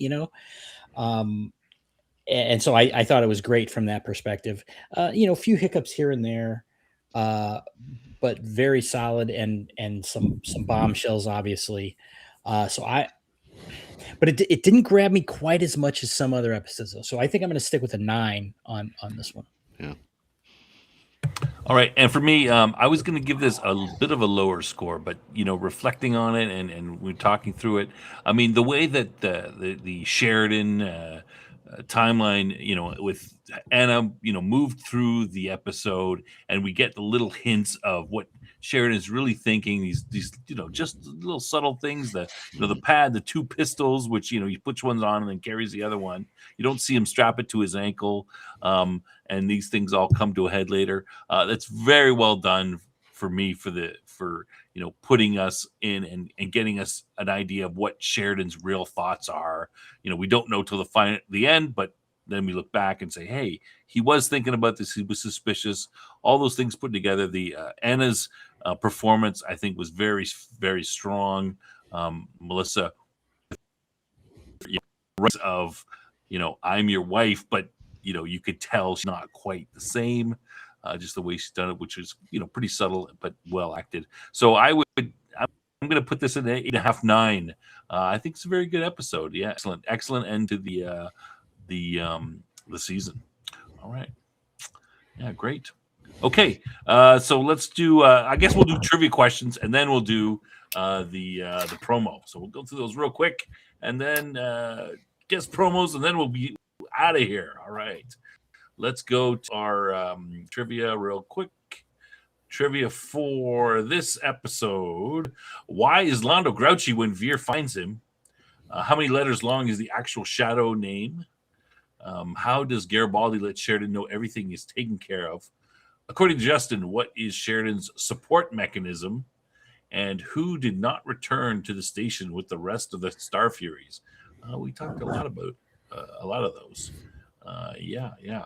All right. These questions will be answered next week on the show. We'll get you the answers. Next week will be, of course, the wrap up for all of season 3.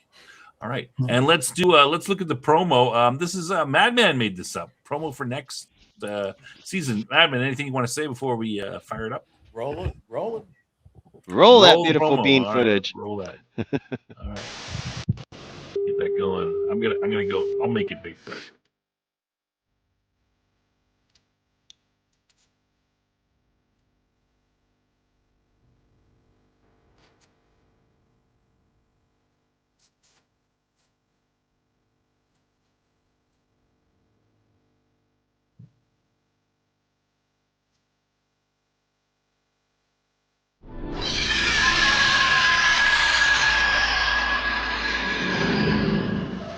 If you go to Zahadu, you will die.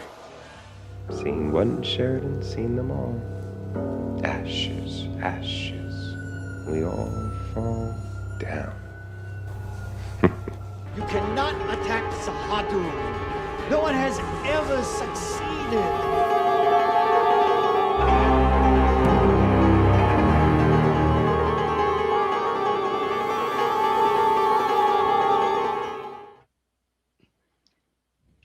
Huh.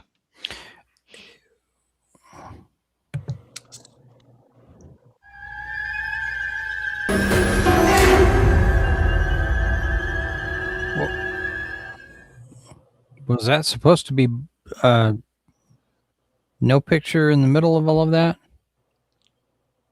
No, there was a picture there. Well, no, it was blank, and then the music came up, and Yeah. Okay. Yeah. All right. It wasn't just me then. Dramatic effect. Yeah. Yes. So Yes. I guess Sheridan's dead then. We saw his tombstone. No, a zombie Sheridan's back. Zombie Oh, right, Sheridan. right. Maybe. Yeah. is it Sheridan that's popping out of that grave? Ooh, Mhm. we'll have to wait and see. We'll have to wait and see. All right. I'm really.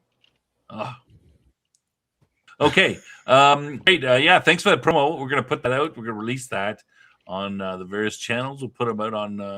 You can look at it on my channel. I suppose Madman will have it on his as well, and we'll put it out there for promotion for 2 weeks from now. Season 4, episode 1. What'll happen? Is Sheridan dead? Where's Garibaldi? Oh, we'll have to find out. All right.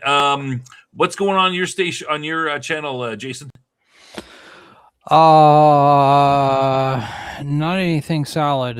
Tomorrow, I think we'll do catching up on headlines, And next week, I think we're going to get RJ Carter from Critical Blast Publishing. They have a new project in the works, new graphic novel project we're going to talk about, which is a very exciting project for them. And I'm still waiting for Himke Madera to get back to me so we can get him on the show. Other than that, really not a whole lot except for this little episode 1000 that we're 10 episodes away from now. And I think we're going to just lock in the date on that one on May 29th, which is Friday. And I'm hoping to get a couple of guests. Right on. Maybe we'll see. I've sent invitations. I haven't heard back yet. All right, Dean. Yep. So we've got coming out on our channel 4 p.m. our time today, or rather tomorrow for you guys. The interview we did with DM Blackwall and the dropship roleplay system that he's designed. So it's a very we talk about a lot of other stuff. He shows off quite a bit about dropship and stuff like that. So that's really good. Next Tuesday we have world building, where we share our world building strategy and what we've done in the world of Kaseya, in particular the Harbour Protectorate, which is the setting that is tied to Untold Destiny, although you can use Untold Destiny in your own homebrew worlds. All right, right on. Death Angel Shadow, go. All right. So this Friday at 9 p.m., check out myself, Cam, RPG Grandpa, and Dan. We're launching a new show called Grognards Assemble, and that's going to be Friday at 8 p.m. And we're going to see how that runs. And of course, as Dean mentioned, we've got the Bad News Bards on Sunday at 9 p.m. Eastern. And guess who we have on this show this Sunday, Dean? Who have we got on the show? We've got DM Blackwell. So he's going to be on with us live. We're going to be talking about dropship as well. So check Dean out. scooped us.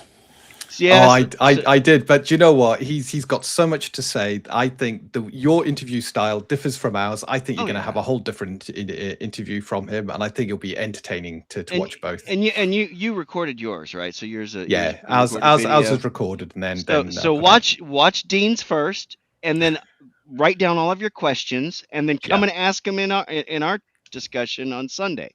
Yeah, so, he's a fascinating guy. I really like him. He is. He's going to be, by the way, at CNYCon. So I'm looking forward to playing in one of his games at CNYCon. Sounds like it'll be another 5-hour marathon. No, that was long, I think. What do you think, Kim? I missed 2 hours of it, so I know you went. So we did a stream last Sunday. It was our 25th episode of the Bad News Bards, and we started at our normal time, and then Cam left to go do Top Lofty Lounge, and meanwhile, then we had Jason jump on. We had Roger Rivas from the creator of CNYCon. He jumped on. We had Matt in Lord Mateus in the chat, who we game with on Mondays. So it was a blast. It just kept going on, and it wound up being 5 hours 11 minutes, I think, before we finally said, okay, I'm gonna roll the credits because we gotta go to bed. So and we had Dean on. What did you say? Roll the credits? Even Dean jumped on, didn't you? Oh, I woke up. You woke up. You were streaming. I joined. And that was a blast. It was total blast. Thank you guys, both Jason and Dean, for coming on. Cam for coming back on. Snob was there. Snob showed up. Yeah, I mean, it was kind of a celebration. We hit a kind of a milestone. We also hit a couple hundred subs. So we're working our way up towards the next milestone. And everybody be sure to check out the channel and tune in on Friday. We think it's going to be fun. It's going to be very free form. And Dean, if you're ever up to jump in, you let me know. It's an open invitation to you. You know, Oh, you thank can you. always. Yeah. It's grognards assemble, and we're all a bunch of grognards. So. Oh, we are. We are. Yep. All right, Man. Well, if you didn't catch today's video, do catch it. It's basically the online age verification law in Utah has been put on hold as ILO, one of the big companies that handle adults services, basically has sued them because it's also added a VPN rule to the situation. So now it's put on hold, which I believe will go to SCOTUS on this one. On this coming was it Thursday, we got the anime privacy crackdown that we're going to continue with that story on there. Friday we have the lawsuit on Roku and TCL, which we have another section of Roku. Roku is going to be in big trouble on this. A lot of the smart TVs on their updates have been bricking like computers. Figure that one out. To that point, next Tuesday on Cafe, we got a bunch of stories we're working on, and we're monitoring stuff in the UK and also right now in China. What's going on with Trump and the whole situation over there? But we're looking at probably the Netflix lawsuit that's coming out of Texas right now. That situation will probably be the subject for Tuesday, but it might change depending on the happenings in the next 24 to 48 hours and see what happens onto that as well. All right. And if you checking out our affiliates, don't forget to check out Nerd at Night, Outpost Nerd on his channel. Go and check out what he's up to there and what he's doing. He's working on a video he mentioned before. I probably shouldn't say, but yeah, he's working on stuff. Go check it out there on his channel. And I did drop all the links there in the chat. Yeah, so. all the links are in the chat if you want to check out the various channels. Cam. Yes. I have nothing. You got nothing. All right, great. And don't forget to check out this show. Of course, we got the Babylon 5 every Wednesday and the Top Lofty Lounge on Sunday. This Sunday, we're going to be talking about, it's movie night again. We're going to be doing Capricorn 1, which is Mars. I remember Conspiracy, that. That's a good movie. Stuff like that. It is. It's a good movie. I wanted to do Smash Star Smash, but Zardov! No, Star Crash. Star Crash. That's what it's called. Yeah, but Cam vetoed that one. So speaking of Hangar 18, I did get a chance to interview James Hampton one year in Dallas. This was probably a good 12, 14 years ago now. Talked about Hangar 18. That's still up on their channel. All right. Okay, that's it for the show. Thanks everybody for coming out. We'll see you next Wednesday for the big wrap up, which we usually go a little extra, usually an extra hour. But yeah. Are we going to start earlier so I can stay awake? Maybe we will. We often do. That for would those, be a good idea. We'll talk about it. Talk about it and get it sorted out. All right. All right. Good night, everybody. Good night. Good night. Bye. Good night. Good evening. Ambassador Lando Molari here from Babylon 5. Please join me on the Babylon 5 retrospective on Science Fiction Snob, Wednesdays at 10 p.m. Central. Yes? Have I ever told you you're very cute for a Mambare?